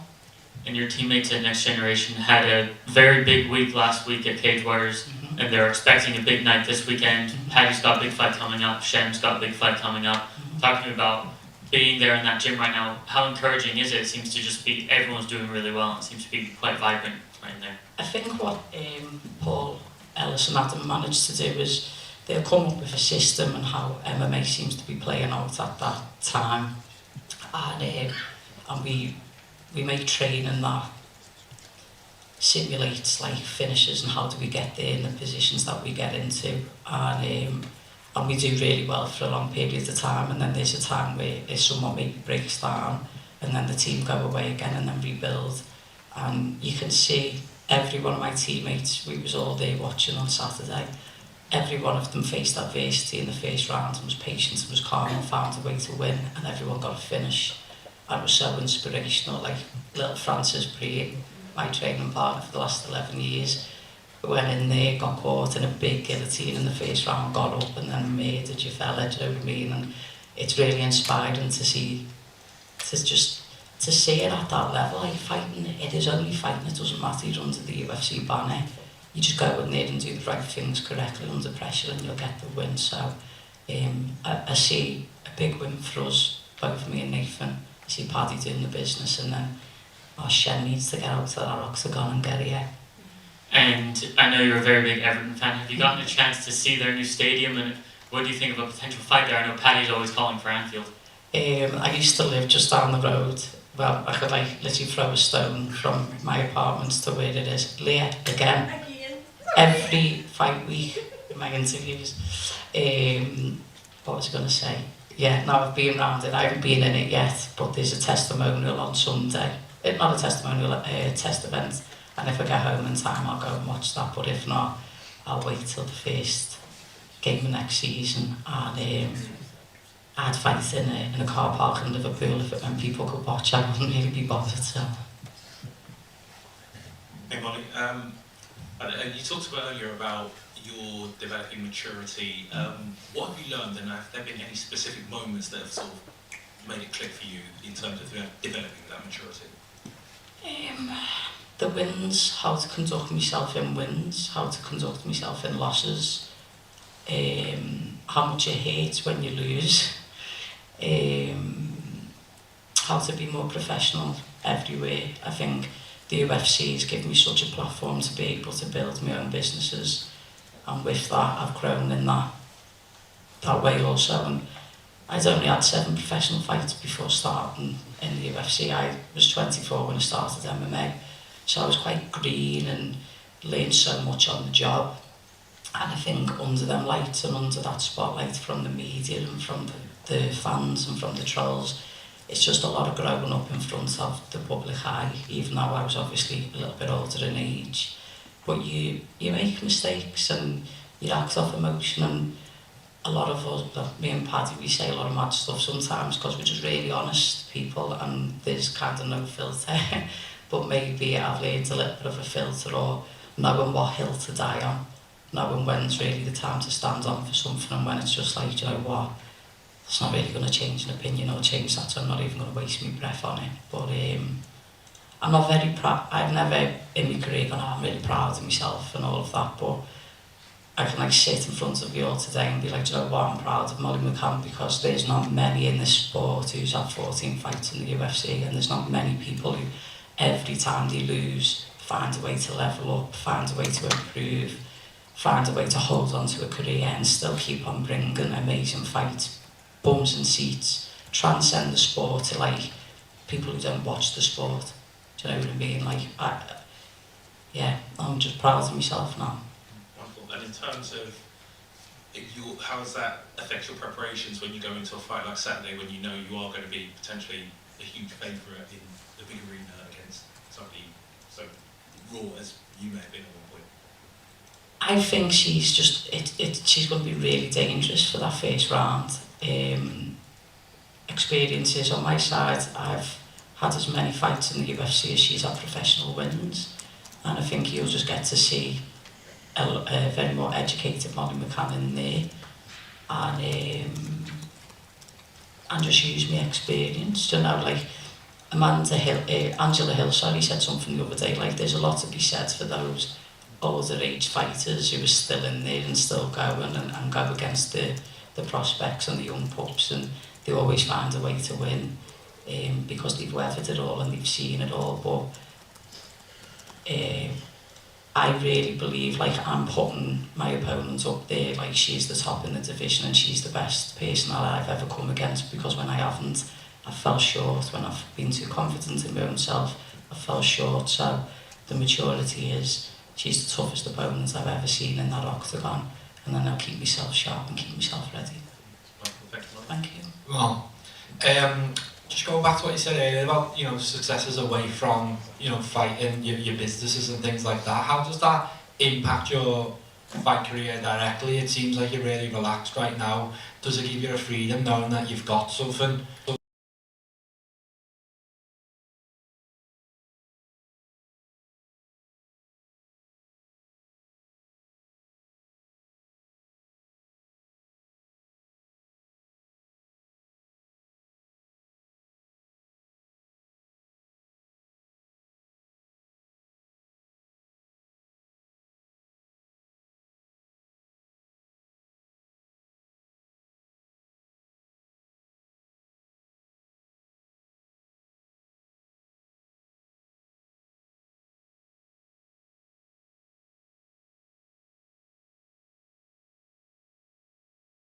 Weeks of camp, every group chat, I'm not involved in none of it, and they let me have them last 6 weeks in camp, but I just make sure that I manage my time efficiently. 5 hours a day to training, an hour to the dogs, an hour on my life admin in the shops, and you'll see it in me, you'll know how much I've evolved and grown up, and I don't even think about quitting fighting. I don't even think, oh, I've got that to fall back on, because the job's not done. Like, who drops weight at this age and still hasn't got that hunger? Do you know what I mean? I've got delusional, if you want to call me delusional, but I still think I've got a lot of miles left in the tank, and I've got a lot of things left to accomplish before I'm ready to leave them ear gloves in the cage. Just one more from me. Luke Riley, big win last weekend, 11-0. Seems like one of the hottest prospects pretty much in world MMA. My question is just why is he not already signed to the UFC? Could you shed any light on what's going on and why he should really be on this card? He's that big of a star in my eyes. I think he'll be here like in a couple of weeks, lad. I think they've just got some stuff to work out contractually, and then next March it'll be me, Pad, Luke and Nathan. Love it. Thanks. I'm Ollie over here. Hi. I appreciate you have a lot on your plate right now, but you mentioned you can see Paddy going in there and doing the business, and I'm just curious how your conversations have been with Paddy recently. Obviously, this is the biggest fight of his career. I think a lot of people would agree about that. How do you see it playing out? And obviously, we know how confident Paddy is in his interviews and with the media. How have you been with him recently? I love it when we're in camp together because it always draws us closer, and I think we set a standard in the gym and energy that everyone thrives off, and pressure makes diamonds, and my boy is a big diamond. This is everything he's dreamed of his whole life. I don't think the bright lights are going to get to him. I think he's learned his lessons in previous fights, and especially with Tony Ferguson. I think that was a big thing, having Trump in the crowd, being there on that card. He knows the drill. He's meeting Chandler at the perfect time. He's levelling up everywhere. You look at his body, he's a man now, he's 30 years of age. He's not green in the sport, and he's just going to go in there and absolutely do the job. You say that he's learned his lessons. Do you see that in the gym on a day-to-day basis in terms of how he's reacted from his previous fights? Well, you look at him, he's not blowing up anymore. He's got 2 little girls who were 1 in May or April. Sorry for getting it wrong, Pat. But he's grown up. He doesn't say all the madness no more. He still does say a bit of madness sometimes, like, but no, he knows the sport. Like, he knows how to play you all. Do you know what I mean? He knows, right, I'm going to get the most eyes on us, and he's authentic with the way he's doing it. And like, the second he's on that mat, it is 100% until the second he's off that mat, and does 7 5-minute rounds with fresh partners every Tuesday, every Thursday. He doesn't get out of breath, and he's an absolute monster. And I can't wait. I really think this will be the big career defining fight for him, where people get to see who he really is in every part of his game. Will you be there in Miami? I'll be there in Miami. Thank you. One more, sir. Yes, hi Molly, just one question. It's been a year now since you switched weight classes, since you moved to strawweight. Can you tell us about how you feel in the new division? Is it more comfortable for you? Yeah, I think we took this switch because I was being outmanoeuvred and out-wrestled and held down by people who was just so much heavier than me. The adjustments that we have to make is in training. I just have to have lighter training partners. I caught less weight on fight week for this weight category than I did when I was a big fat meatball and I'm like the lean ball, do you know what I mean? So it's developed my game in terms of being faster, being more switched on, letting my shots go well, and yeah, I'm just excited for you to see a developed version. My body's used to the cut now, my body's used to the weight just flying off me. I don't look drawn, I haven't got a dry mouth, I'm full of energy for you today, even though I'm being relaxed and I'm ready to rock and roll. Good luck, thank you. One last one right here, sir. Molly, you mentioned obviously you're familiar with the space and it's a safe space for you being around here. How much of an asset has that been, particularly with the late change and so many things probably up in the air, just to be in a really familiar setting for you? Do you know, I actually haven't really thought about it. I think when I'd come off 2 losses back to back and then I was fighting in the Apex, in that Palace Station hotel that just stunk of cigarettes because everyone smokes in there and it's like horrible and yeah, it doesn't really matter where I am. I suppose it's where my mental focus is at, and I'm just, like I say, I'm long enough in the game to know how it all rolls out now, and one person wins and one person loses, and I used to give so much energy and think about the fans and think about all of this and give you so much more. I think I don't fucking need to now. It's just like go and dance like meatball on Saturday night. Thank you. Yeah. Thanks very much. See you after.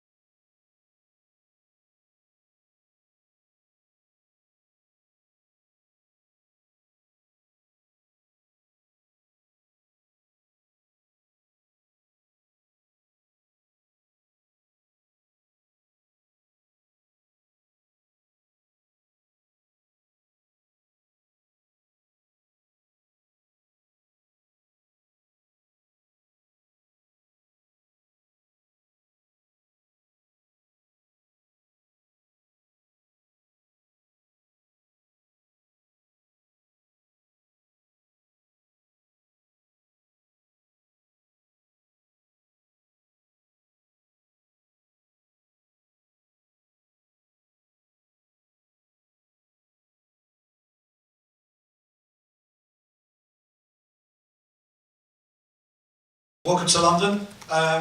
First of all, back down at welterweight. Is this a reset and a move back down to the division permanently, or is this just the next assignment that you've been given? It's the next assignment I've been given. I'm just trying to focus on the task at hand. And what was your reaction when you got the name of Gunnar Nelson on the bout agreement? It's not someone that is in active circulation in terms, compared to your own career. We see him every few years or so. So when you saw his name, what was your reaction? I was excited. Gunner's a hell of an opponent, so nothing but, good stuff. And your career is pretty incredible in terms of the cadence of your fights. I think barely 4 months goes by without you signing a bout agreement and stepping into the cage. Has there ever been any point where you said, actually, I'm just going to stop, I'm going to take stock, I'm going to take a month or two away just to take a break and then go again? Or are you happy just on this almost constant churn of fight? Yeah, I mean, I've thought about it before, but, it's like every time I think about sitting down for a little while, they call me, and I'm like, hell yeah. So it's like after I heard the rib, it would have been smarter to sit down, but at the end of the day, it's like sitting at home is kind of boring, so happy to be here. You've been on 2 fight skids in the past and always bounced back from that. I'm just interested to know, going into those fights previously, have you felt extra pressure going into that third fight, if you like? I mean, shit, you feel pressure after one loss, so I don't think it's too much of a difference. And in terms of the fight with Gunnar this weekend, obviously he's known for his grappling skills. You have grappling skills as well. He's got solid striking. How do you see the most likely path to victory against someone like him? Gunnar's a full-blown mixed martial artist, so just take what the defense gives me, and I'm pretty sure the defense will give me something. Great stuff. Thanks very much. Thank you. Kevin, right here.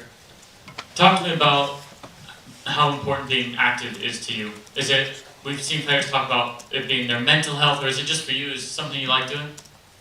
Yeah, I mean, I get paid to fight. I get paid to entertain people. So it's like number one goal is to entertain people. Second goal is to fight. But I can't entertain people if I'm not fighting, so they go hand in hand. And Gunnar is very popular here in London. It's rare that you aren't the crowd favorite. How do you feel the crowd might be? Do you think they'll be mostly in your corner, or do you think they'll be mostly cheering on Gunnar? I'm prepared to get some boos, and then by the time it's all over and done with, all his fans will be my fans. So I'm cool with it. And when this fight was originally announced, there were some comments saying, why is he taking a matchup similar to Ryan Charriere after the way that fight went? How do you respond to those comments about people saying, that Gunnar's going to walk through you with the grappling? I don't make excuses, so no matter what happens in the last fight, we'll see what happens this fight. Kevin over here. I read something that you're the most active fighter in the last couple of years, 20 fights, very, very shortly after each other. Do you want to keep the tempo up, or is there a point where you say, okay, now I'm done and I'm going to quit? Oh, no. Fight as much as I can until the contracts are completely over. And when the contracts are completely over, we'll see what happens next. Is there a journey away from MMA for you? Yeah, I'm a hell of a hunter. Okay, thank you very much, man. Thank you. Kevin, right over here. Yes. Absalom for Karate Bushido. They all talk about the cadence of your fight. We know you like to buy good stuff after your fight. Is there a motivation, maybe a new whip you want to buy? No, I've been, we're actually working with a sponsor right now that does cars, but, no, I've been buying land lately, and just making sure my animals and stuff are good, so just more cattle and more land, that's all I need. You talked about the after career. We saw your famous operation on the Jackson podcast. Is a podcast something you want to do in the future?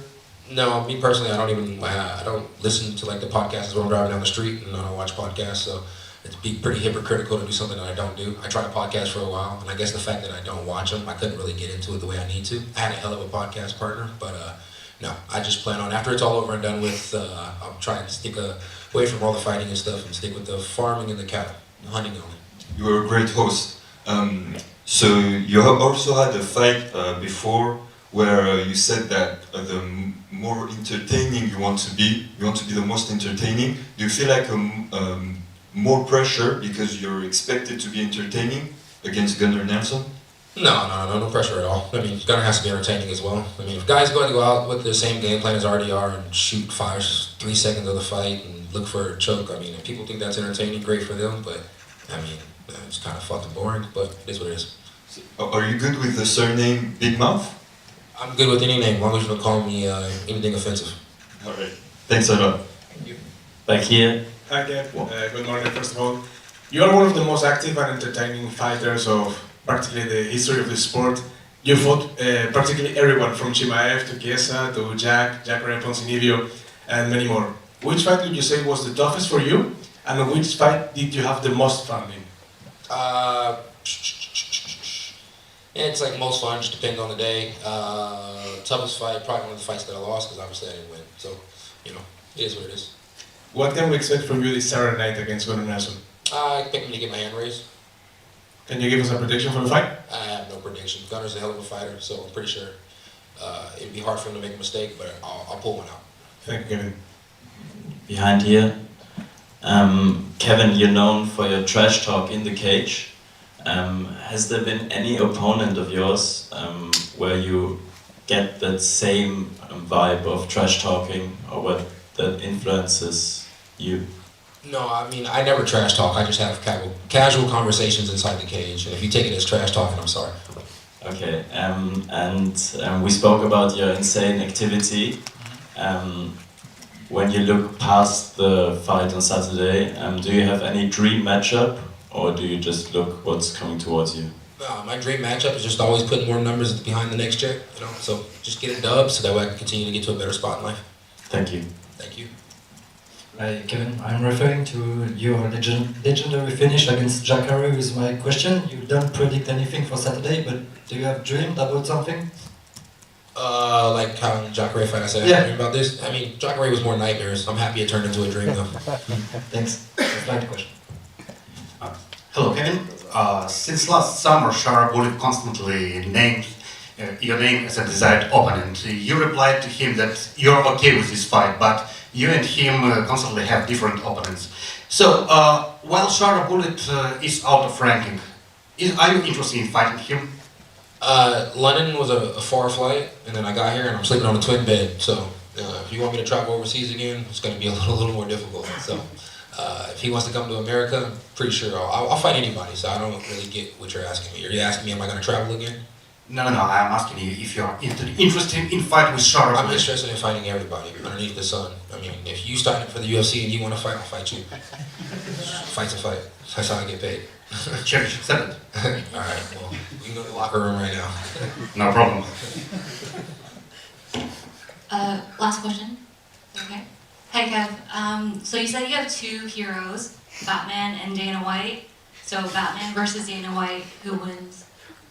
Damn, I said that before? My bad, I meant black man. I'm black man. So. Next question, or no questions? Alright guys, it's been a pleasure. Take care.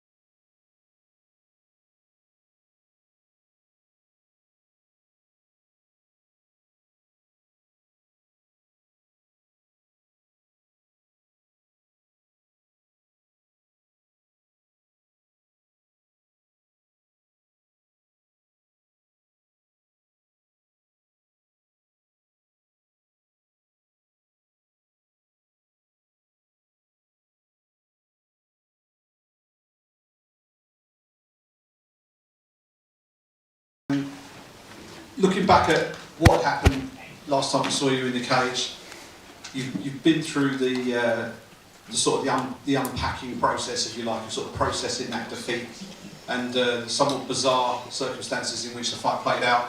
Now that's all now in the rear-view mirror. How are you feeling now going into this one compared to the last one? Feeling good. No, it's been had a good little layoff after the fight. Obviously the fight didn't go to plan, to what we had planned, and it was unforeseen circumstances that caused that. But like I said, it is what it is now. I'm moving forward. I'm excited to go out there and perform again. I feel like I'm going in there to put my wrongs right. I feel like I owe it to the UK fans, I owe it to myself, and yeah, I'm excited for it. It's kind of an interesting sort of shake-up that happened in the welterweight division with Shavkat not being able to fight Belal for the belt and Jack getting the shot. Yeah. How was that a source of any kind of frustration for you, or was there the knowledge that basically you knew you needed to be on this card? I feel like I needed to be on this card, right? I think I spoke to the UFC because also I would love to fight Belal in May for the rematch, but it would have been weird to take me off base of my home cash. The fuck? Attention please. This is a test of the emergency automatic control system. Please take no action. I was about to run there. What was that? I can't remember what I was saying. I don't know. I'll move to the next question.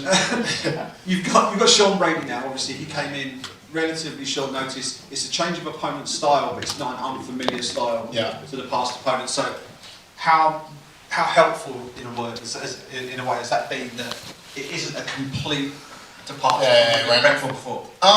It's good. Like I said, it's a style that I've been preparing for the last 5 fights. You know what I mean? So it was easy to get all my ducks in line to finish off training camp basically. I think like 4 or 5 weeks.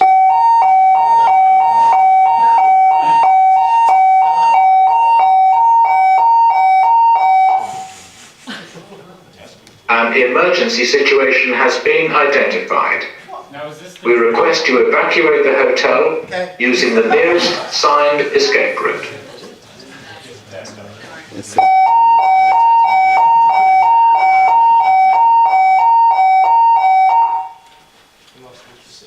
An emergency situation has been identified. We request you evacuate the hotel using the nearest signed escape route.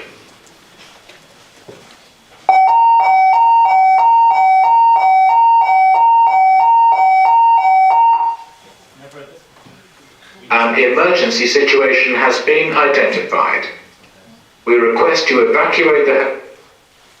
Not entirely sure what to think of that. Sorry, Leon. I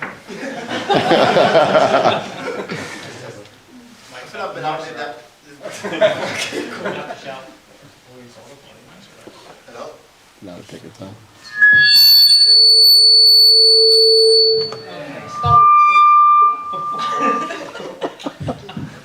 May I have your attention, please? Yeah, you got it. May I have your attention, please? Yeah. The fire alarm test is now complete. If you had any difficulty in clearly hearing any part of the message, please advise the main reception. Thank you for your cooperation. You're welcome. Okay, we're back.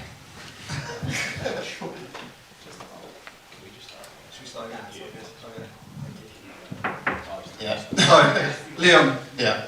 Nice smooth fight week so far. Everything going okay? This is a fucking career. No, it's all good. It's all fun. Going back to what we were saying about short notice changeover an opponent with Sean Brady, familiar style, all the rest of it. But what does he bring that you think is slightly different to the likes of Colby, to the likes of Kamaru, in terms of the way he approaches his wrestling and the way that he works when the fight is on the mat? I think it's pretty similar for us, the wrestling takedowns. He probably got more submission threats in it as Usman and Colby's, and to Belal, the more like riding pressure kind of wrestlers. He's more he'll go for stuff, you know what I mean, which gives more space to get up basically or to reattack. So if you've seen from the Burns fight, Burns is able to get up every time and reattacks every time, you know what I mean, because he kind of creates scrambles. As the other guys are more like pressure wrestlers, I would say probably. And seeing the face-off between the pair of you two, the height difference was pretty I pretty didn't know clear it to was see. It was I quite didn't- surprising. Yeah, I didn't know it was that small. When I walked up, I'm walking towards him. Yeah, like his back turned to me, right? I thought, I looked for what the fuck, Sean. Then turned around. I was like, what the hell? So yeah, I think it's about 5'9", probably 5'8", 5'9". I feel like the size difference, the reach, the strength, will play a big part in the fight. You know. I think you said in a previous interview that you've been told that this is a #1 contender fight. You've given assurances you've got the title fight if you win this. For me, yeah, 100%. I feel like I'm still ranked #1 in the division. There's been no movement in the division since I last fought. I'll go out there, get a good performance against Sean, put him away, finish him. I feel like I put me right back in line to where I feel I belong, you know. And yeah, 100%. Great stuff. Thanks very much. Leon, over here. Leon, you're quite a big guy for 170. Is there ever been a thought for you to go to 185? That was my plan. Defend my belt a few times and move up. But I feel like for now, my dream is obviously now to regain my championship. Then from there, we go from there. And after your loss against Bilal, I can imagine you prefer him to win the fight against GDM. Is that also your preference, or? I don't care really who wins. I was really icing on the cake to take it back from Bilal. But if JDM beats him, then it's JDM, right? It's not really, yeah. Would you accept a #1 contender fight against Shafkat again after this fight, or are you like, okay, if I put on a great performance, I just need the title shot? Yeah, I feel like I put on a good performance, go out there, put away Sean. That put me in place to go straight back in for the title. I feel like when Ian and Shafkat fought, it was like a bomb burner fight, like a sick fight. I think, oh, you need to fight for the title. You know what I mean? So no one knows how long he's out for as well with his injury. You know what I mean? So right now, I'm focused on Sean. I feel like I gotta get past Sean first Saturday night, and yeah, we'll go from there. Good luck Saturday. Thank you. Leon, down here to your right. For the best part of 2 years, you were the hunted at 170 pounds, and now once again you are the hunter. What's it been like switching your mentality to from being the hunted to the hunter? It was easy, right? I feel like I was always the underdog. So I always felt like I was already there mentally. You know what I mean? I feel like for me, it's been a long time since I've lost. It was almost 10 years. You know what I mean? So it took me a while to like let it sit in, let it soak in. They think, oh, you need to regroup and go again. You know what I mean? And I feel like I needed that time away from the sport to make it sink into my soul and regain what I feel like I needed to regain, and yeah, ready to go again. You know, I'm excited to be back and excited to perform. And has life changed now that you're no longer the champion? Because we've seen in the past when people lose championships, there aren't as many hangers on, there aren't as many people trying to be around you. Has that changed since? No, not from what I know, not really. I didn't really have the same team that I had when I was like 16 years old. Dave's still there, Tim's still there, everyone's still there. You know what I mean? My friends are still the same friends from school. This is like I've never really like buy into the celebrity thing anyway. So my life didn't change one bit. Also, it changed financially because now my fucking check is not, there's no pay-per-view points and shit. But apart from that, it's not really changed. You know. Is Saturday night kind of like your Roy Jones Jr. type moment where you're going to remind people just how good you are? Obviously, you had an off night in Manchester, but this is now everything 100%. is ideal. That this is going to be the time. Yeah, 100%. I feel like Saturday night is more for me, right? I want to go out there and put my right wrongs, and I know that I'm better than what Manchester was. You know what I mean? And it's more about going out there and just putting it right for me more than anybody else. You know what I mean? And just showing the world like who fuck I am. You know. Cheers, man. Leon, just over here.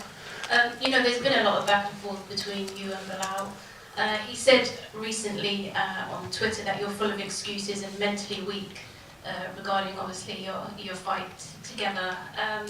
What's your take on that? What's your response? The way Bilal talks is like he went out there and like fucking knocked me down and dropped me and battered me for the all round. Like all he did was wrestle me, single-legged me, pick me up, put me against the cage. He did no damage really. I think at the end of the fight, if anything, he was the one on the floor leaking, about to get stopped. You know what I mean? So if I was already broken, you're about to get stopped 1 more minute of that fight, he would have got stopped. You know what I mean? So yeah, the way he talks, he doesn't.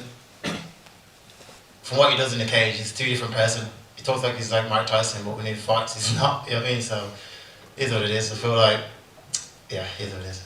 And he said that he's picking Sean Brady, obviously this weekend. But is it personal between you two? Not really. It's not like him. You know what I mean? I don't think there's. Wouldn't be friends outside the sport. I wouldn't know who he is. You know what I mean? So no, not really.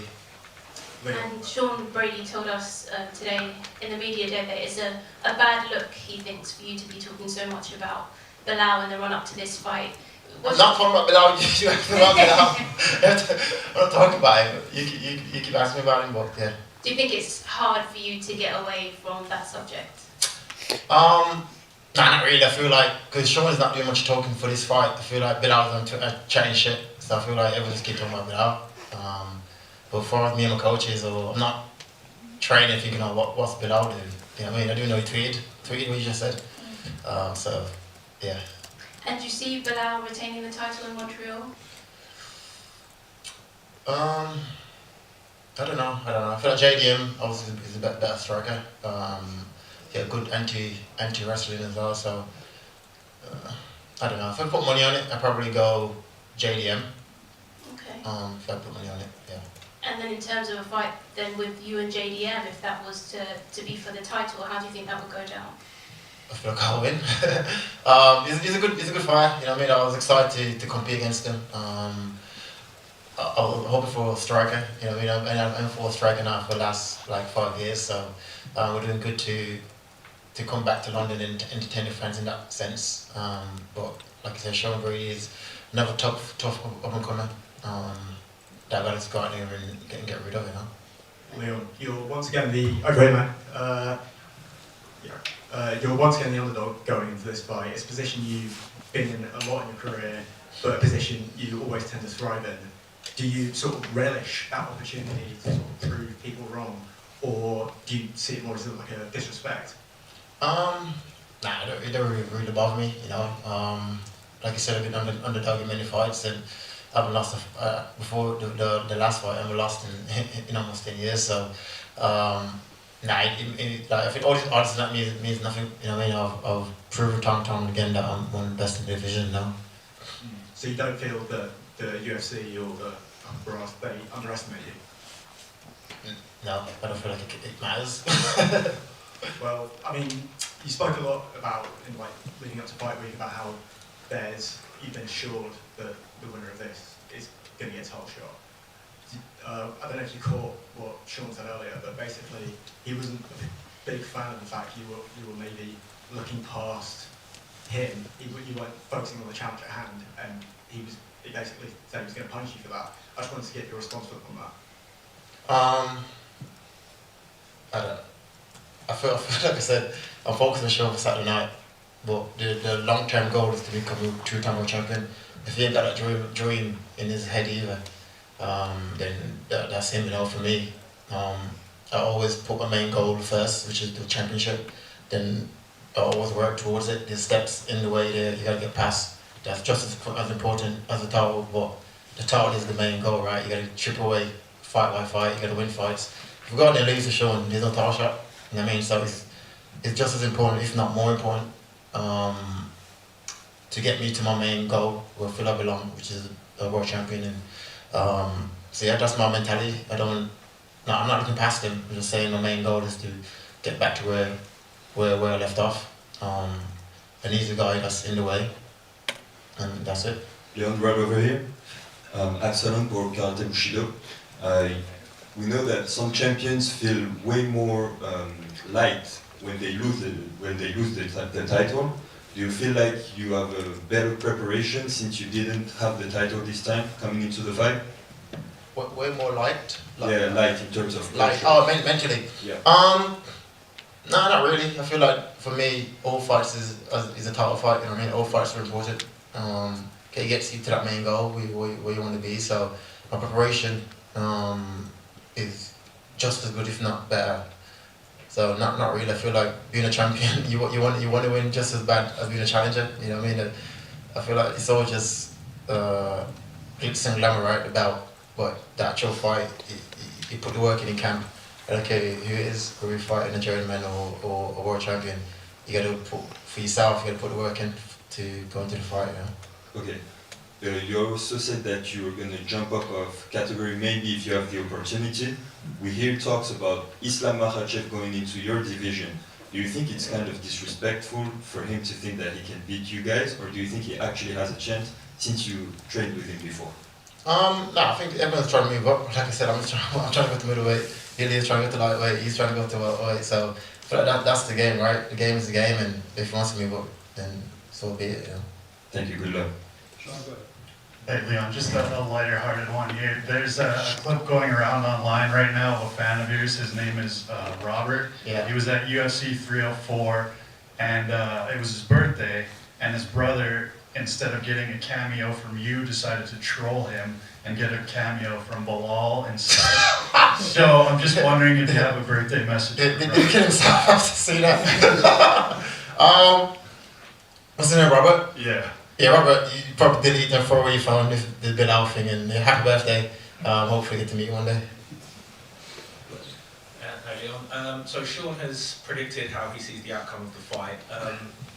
What's your response to that first of all? And What was the prediction? He said there's submission. Okay. Second or third round. I can't see that happening. I've never been in a submission threat in my career really. I fought better jiu-jitsu guys than him. For me, I'm going out there to put my weight. Like I said, Bilal can stop you with punches.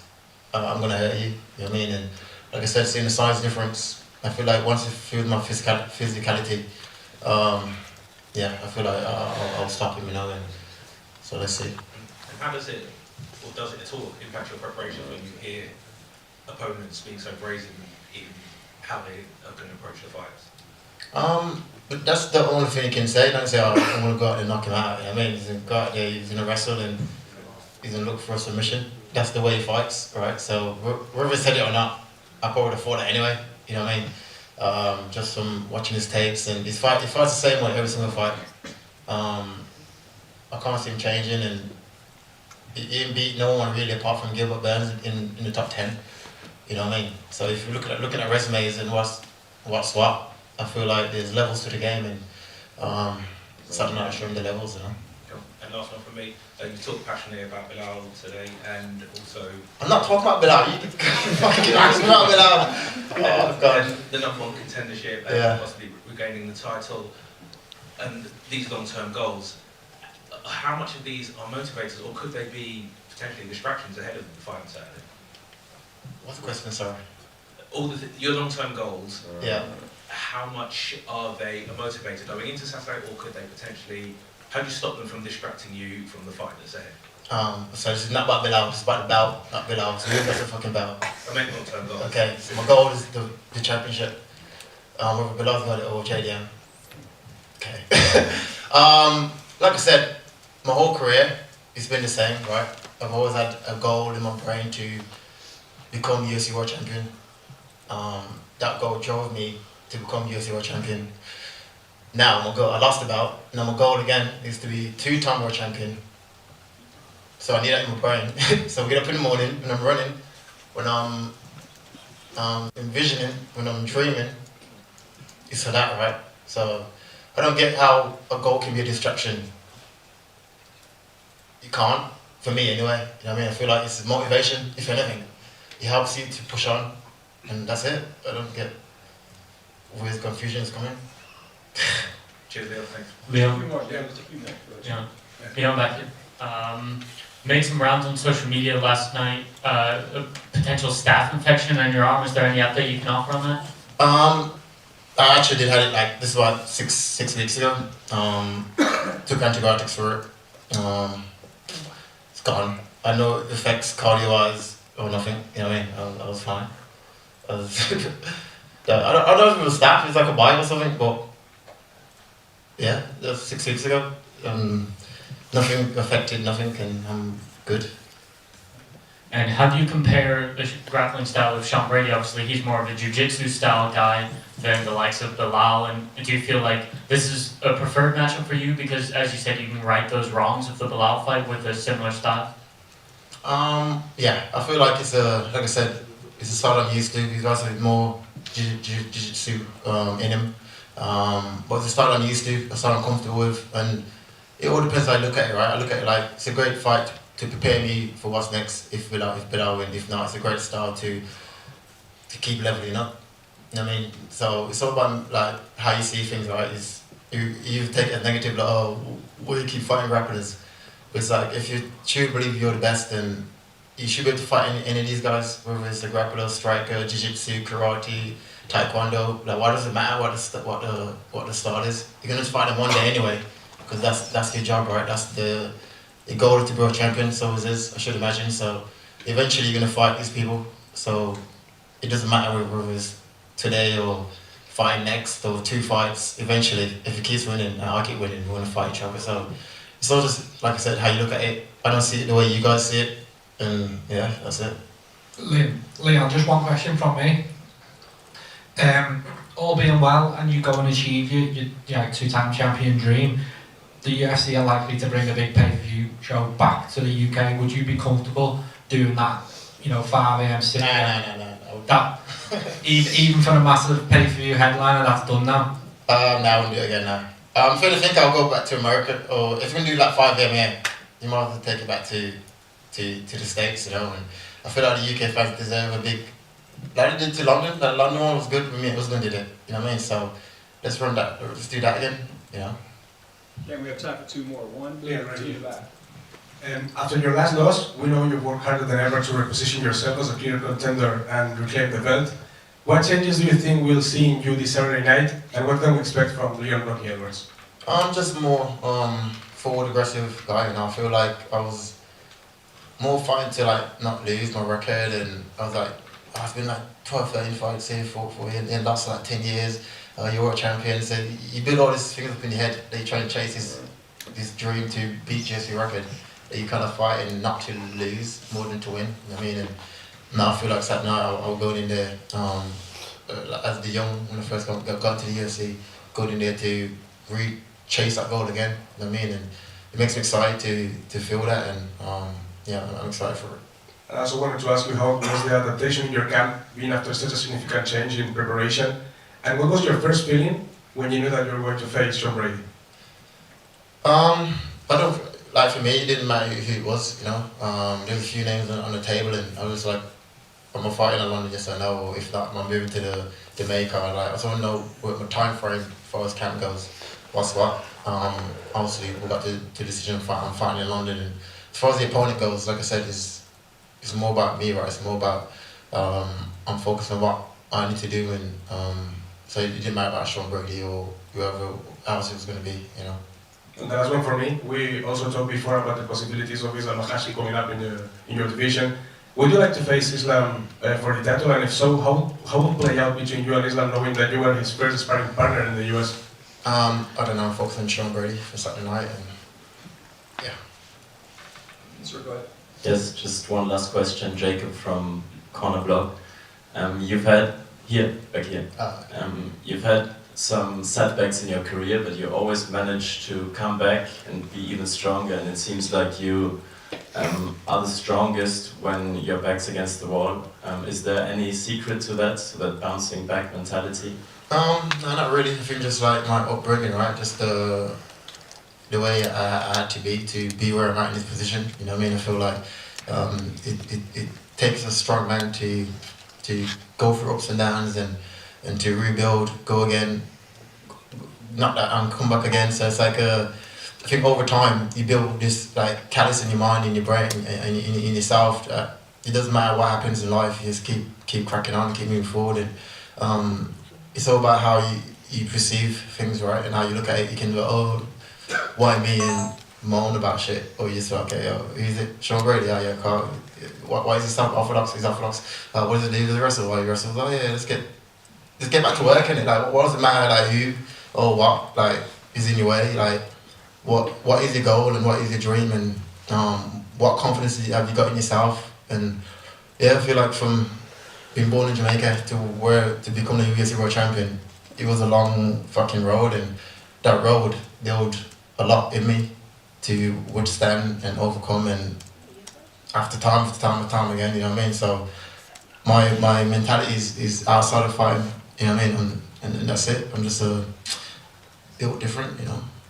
Thank you. One final question, sir. Thanks very much. Sai from Against the Fence. How you doing, Jan? Good, thank you.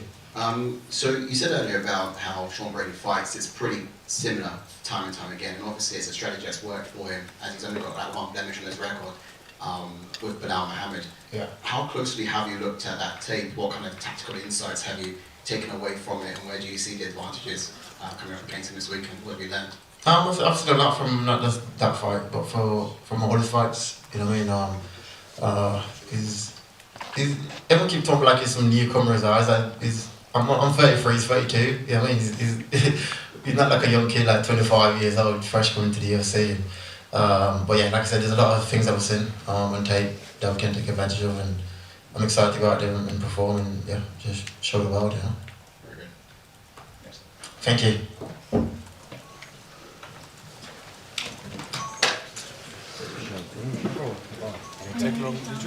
Yeah, I get that. I will, when everything is done.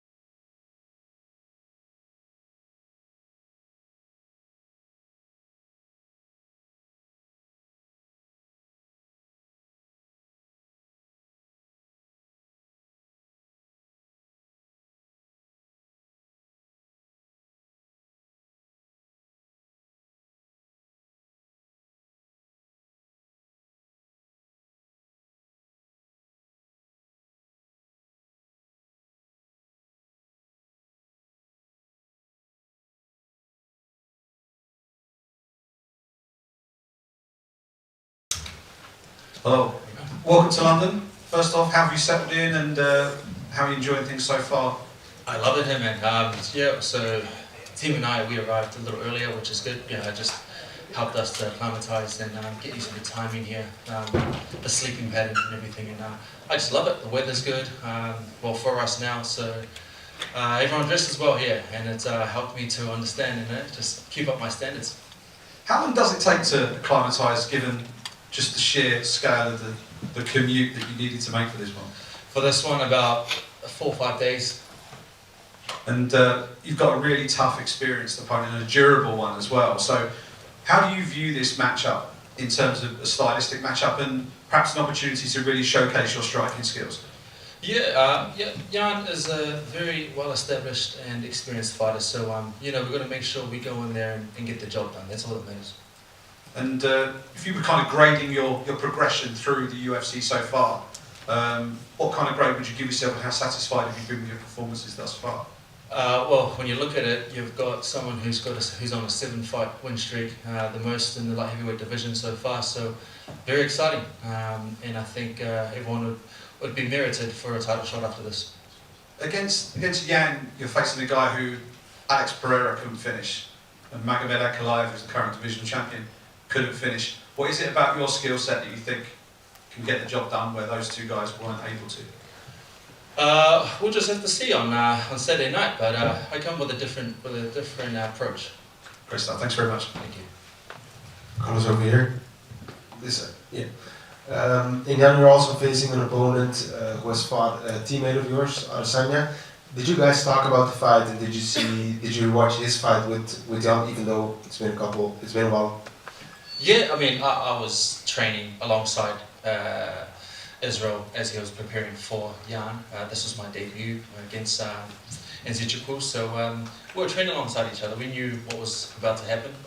So I think the advantage that we have now is not so much, it's just more so the fact that the coaches have done their extensive study in the past. So we're a step ahead in terms of just had done our study.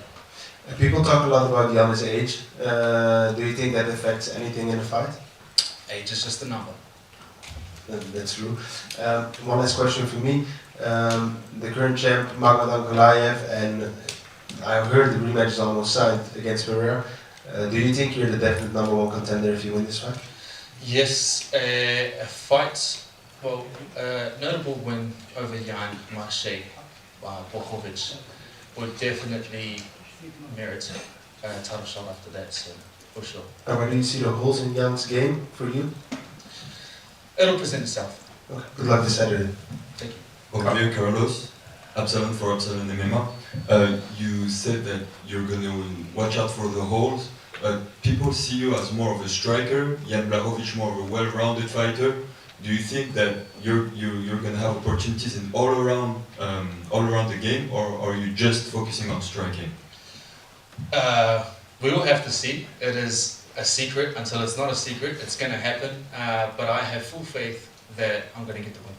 And do you think it's an advantage that you have a teammate that fought him, or do you think it's a disadvantage for him to have already fought this style of Eugene Berman? Not so much an advantage, but you know, every fight is different. I know Blachowicz has seen this fight differently, and he's going to approach it that way. He's smart. He's a chess player, and that's the way I'm going to view it. He's the first former champion that you face in the UFC. How much of an honor is that for you? Very much so, and a win over Jan would definitely merit it. If you don't get the title shot, who is the opponent that you would most like to fight against, since you had an upcoming fight against Jamal Hill? Is it the one that you would want to face if you don't get a title shot after? There's a title shot there, brother. There's a title That's shot. what you want to get. Thank you. Good luck. Thank you. Carlos, over here. How much did you value the experience you got in a technical fight against Volkan Oezdemir, a former title challenger? Yeah, a lot, man. I mean, I took a lot from that fight. I mean, obviously, I wanted to get the knockout, as I usually do, but you live and you learn. I took 3 rounds with someone who was supposed to have been a great striker and on a great roll. So for me to do that to someone like Volkan was a well defeat in itself. And if you are to win, there's been a trend of fighters weighing in as a backup to then earn their title shot. Do you feel that with the rematch between Charriere and Ankalaev, do you want to weigh in as a backup to potentially earn a spot more than just this fight? Yep, that could happen too. Thank you, sir. Carlos, just quickly, how do you think a rematch between Alex and Mohamed will go down? I know that Alex will work on the holes that he needs to. He'd probably be in the gym right now as we speak, doing that. And he's a player, and I could see he would make the differences that he needs to, or the adjustments. And but I just feel that Ankalaev, he's a strong player right now too. And anything can happen at this point. So do you see Ankalaev holding on to the title when you finally get that shot? That's something I envisioned, for sure. How do you think a fight with you and Ankalaev will go down? You know how it goes down. You know how it goes down. Oh, thank you. Carlos, you got asked before, Tam here, sorry. You got asked before about, obviously, Izzy's experience with Jan, but Eugene as well as one of the great coaches. Have you kind of seen another level of his coaching, given how much knowledge you have of your opponent and just the kind of level of detail he goes into with that? Yeah, Eugene, Twist and Andre, they all do their study. So I trust in my corner, and whenever I step in the octagon, I put on my trust in them. I let them be my eyes when I'm in the octagon, and I just do my work. And the amount of travel you've had to do, those guys have coached all around the world. How much have they been a benefit to you as well? A massive benefit. I mean, we're a big team. There's a lot of us here now too, and I'm grateful that my team has, extended team has been able to travel with me so far, and so it's great that I feel at home so far away from home. Thank you. Go ahead, please. Carlos, some fighters don't like their opponents to have a bad blood with them. You've met Jan Blachowicz. What do you think about him as a man and as a fighter? Are you able to unlike him? Yeah, whenever I step in that ring, nothing gets in that way. So, but before and after, I've always viewed and I've always followed Jan. I respect him as a man. And the way I put it is, I've got 2 sons, and like if I feel that my sons could look up to someone like him, then it'll be good. I view that way. He is he can inspire kids and people around the world, and I like that. Okay. Last one from me. What do you think about the current situation of Israel Adesanya? Do you believe that he can be again a champion in UFC? Once a champion, always a champion. Thank you. Sir, go ahead. Thanks very much. Sorry again for me, against the fence. News on the line is that you used to be a male stripper yourself, and soon you'll be stripping a particular male of the title, perhaps. Give us some time, got to get past the challenge this weekend, of course. But how far would you say you've come from the man you once were to the man that you are now standing before us today? Yeah, a very well developed fighter. And from the beginning of my career in the UFC, everything was kind of fast tracked during COVID. I was put in the Sharks den, on the Lions den pretty quickly. So we had to learn to adjust. And now I've got the momentum and understanding of how MMA is. So I'm just riding the wave. And for the note, I wasn't stripping. It was more so hosting parties and just enticing women to come into clubs and stuff like that. So yeah, just put that there. Of course. Just one more question from me real quick is, should you get there, who would you rather stylistically be matched up against? Charriere or Ankalaev? Pereira's obviously a very dominant fighter and a champion as he's been. And that would be a massive fight. I've always said that a fight between myself and Pereira would be massive. Just 2 warriors, cultured warriors, to go up against each other. But then also, with that said, notably, with Ankalaev, he is dominant. He's someone that a lot of fighters would dodge. So a win against Ankalaev would definitely shoot me past anyone. So either one would be great for me. You stuck massively. Great, thank you. Thank you. Carlos, just a break. You come with another teammate, Kevin Joseph, French UFC fighter. He had a judo background and good grappling. Does he help you with the preparation against Jan Blachowicz as well? Yeah, he's amazing, man. So that's the whole reason why we have Kevin on board on this campus. He's sharp, man. His grappling is second to none. Obviously, his judo is amazing. He's got the good judo chop, which he's taught everyone a few times at the gym. So he's known for that one. But everyone plays their part. Everyone plays their part, and I'm glad that we've all collectively come as a team. And all I got to do is make sure I finish the job. Good luck on Saturday night. Thank you, sir. One last question about. Hey Carlos, it's Kat.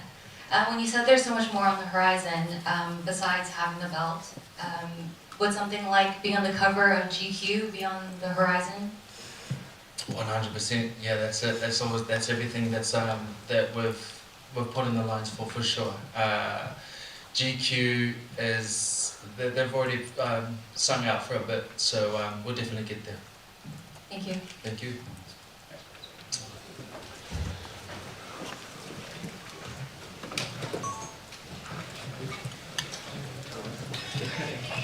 Comments?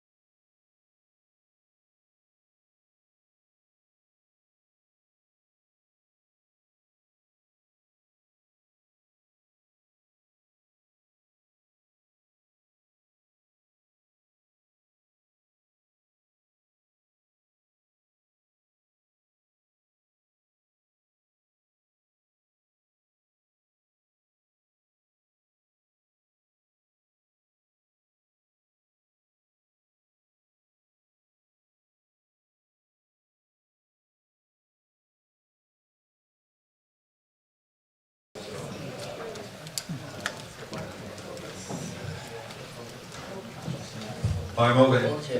To your right. Hey. Hi, welcome to London, welcome to Fight Week. This is, on paper, one of the most exciting fights on the card, with two former Cage Warriors champions going head to head.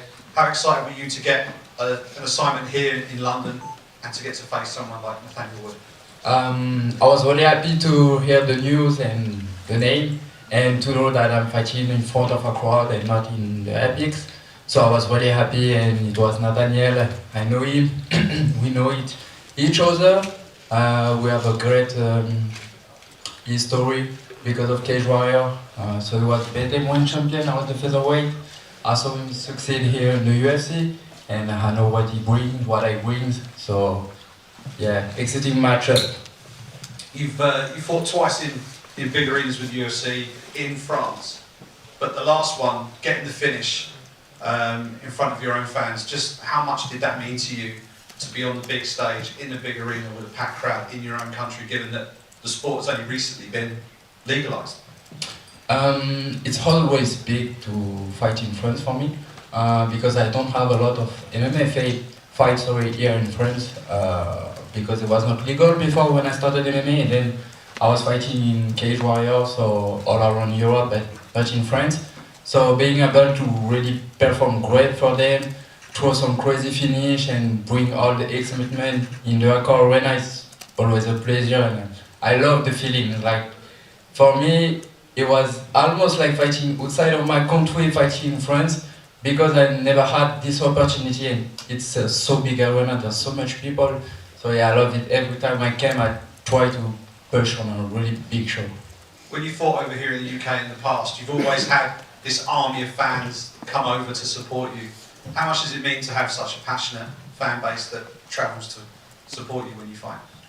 It's a pleasure. It's like I try to give them everything I have on social and in the cage, and they give it back to me by coming, seeing my fight, and just enjoying what I bring. What sort of fight do you think we're gonna get between you and Nathaniel on Fight Night? I think it will be a great war.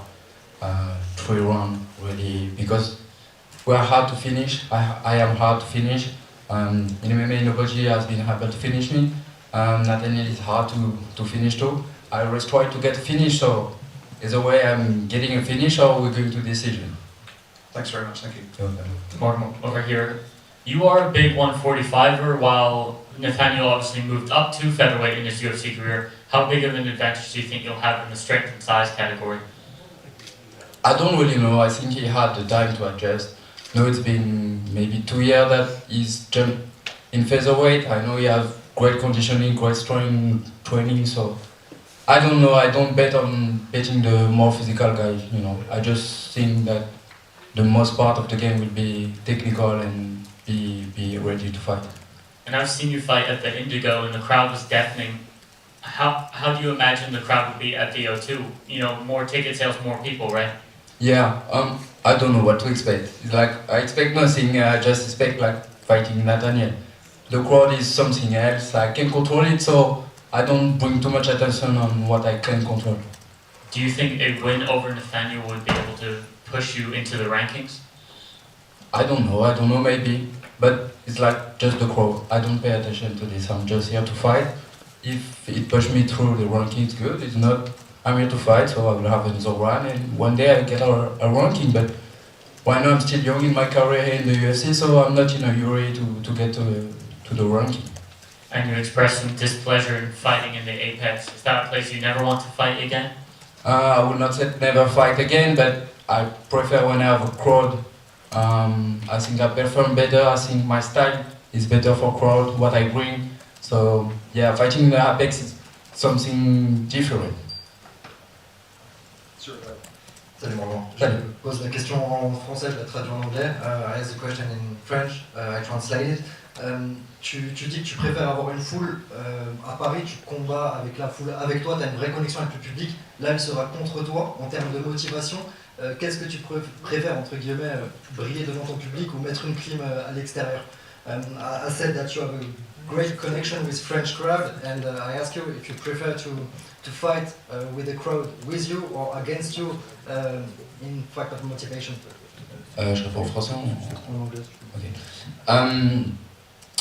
It doesn't change anything for me. It's like having the crowd with me or against me, if you pay attention for me, it can take something from you. I'm just focused on fighting. When I'm fighting in Paris in front of my crowd that are with me, the main things I try to think is not think about them. So here will be the same, not think about the crowd, because otherwise you're not focused on the fight. So I don't care.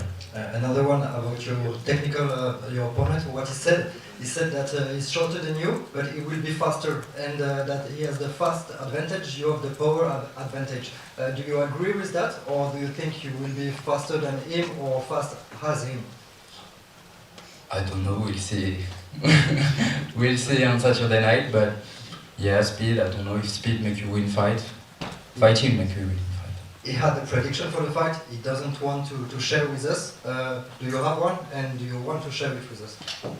Prediction, I don't have a clear prediction, but I'm chasing a finish. So finish, whatever one, whatever way. A bonus?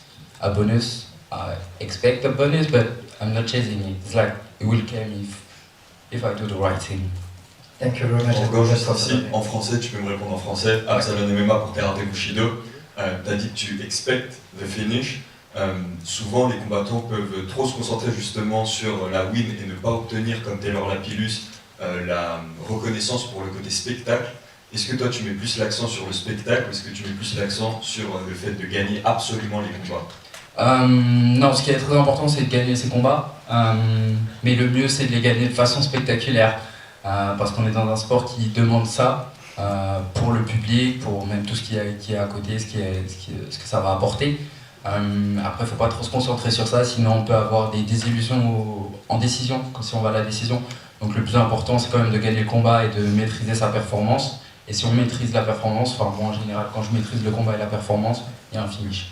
C'est ça, ça t'avait fait un peu un rattrapage pour la défaite lors de ta dernière défaite, du coup le fait que tu avais eu quand même un bonus. Finalement, est-ce que ça compenserait pas, encore une fois, si, vu que tu as dit que tu comptais faire une guerre avec lui, est-ce que tu comptes plus sur cette guerre ou est-ce que tu comptes plus juste sur l'avancement dans le classement? Non, le plus important c'est de gagner, c'est vraiment de gagner.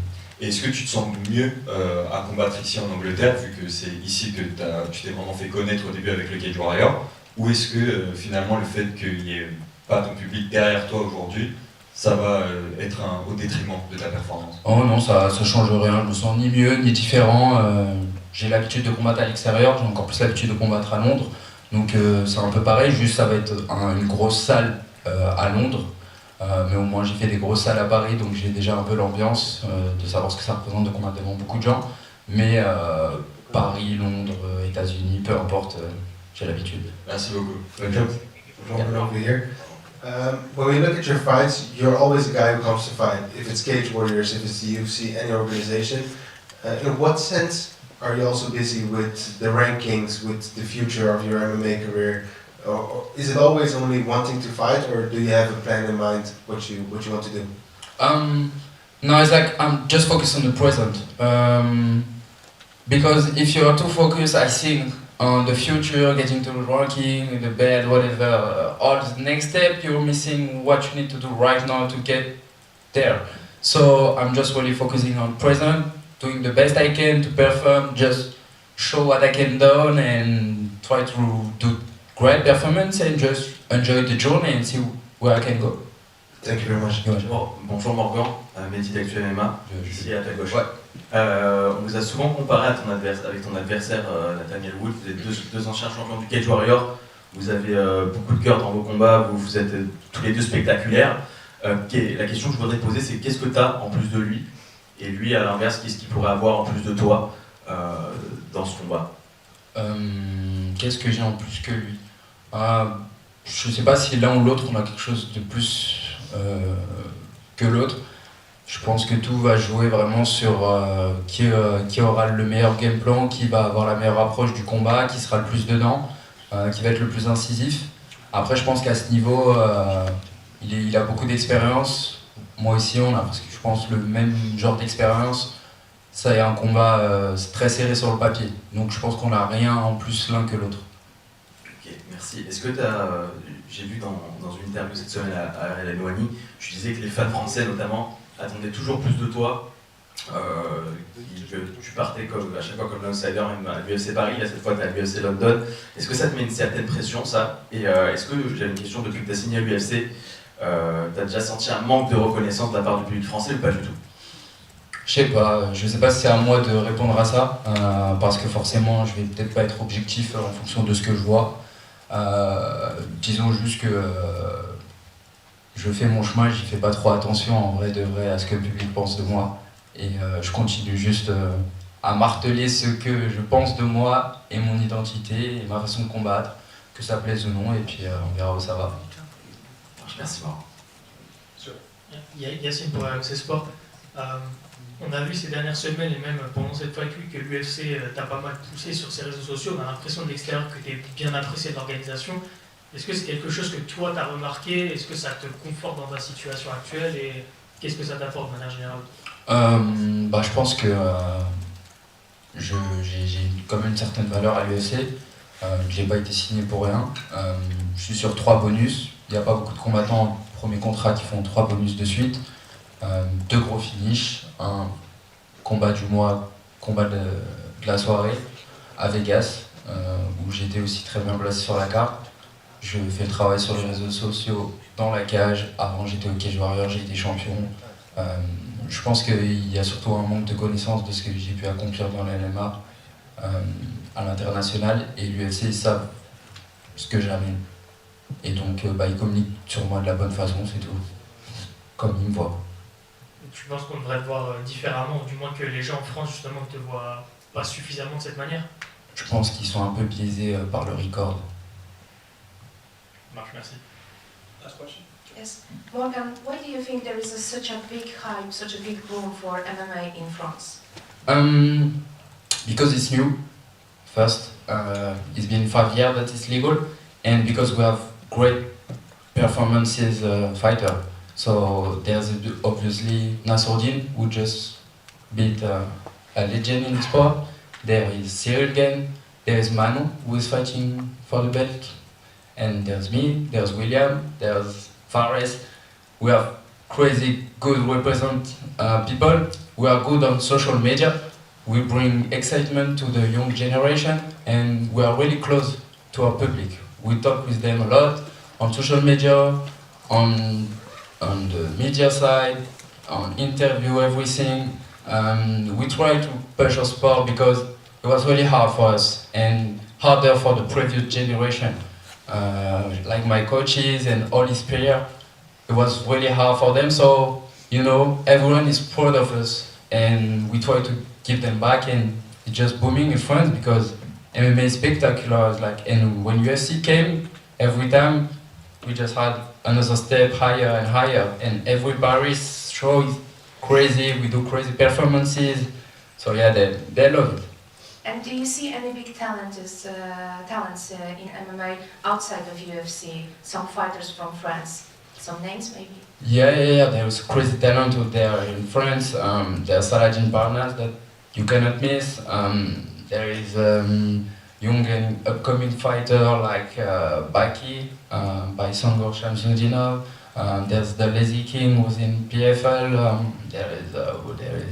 There's so much. I'm going to forget name and they will be mad. But, it's like. There's a just like. Yeah, we have a lot of great fighters. Thank you. Thank you, Mark.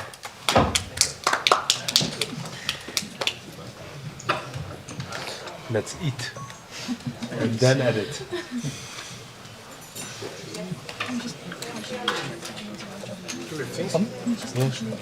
Yeah.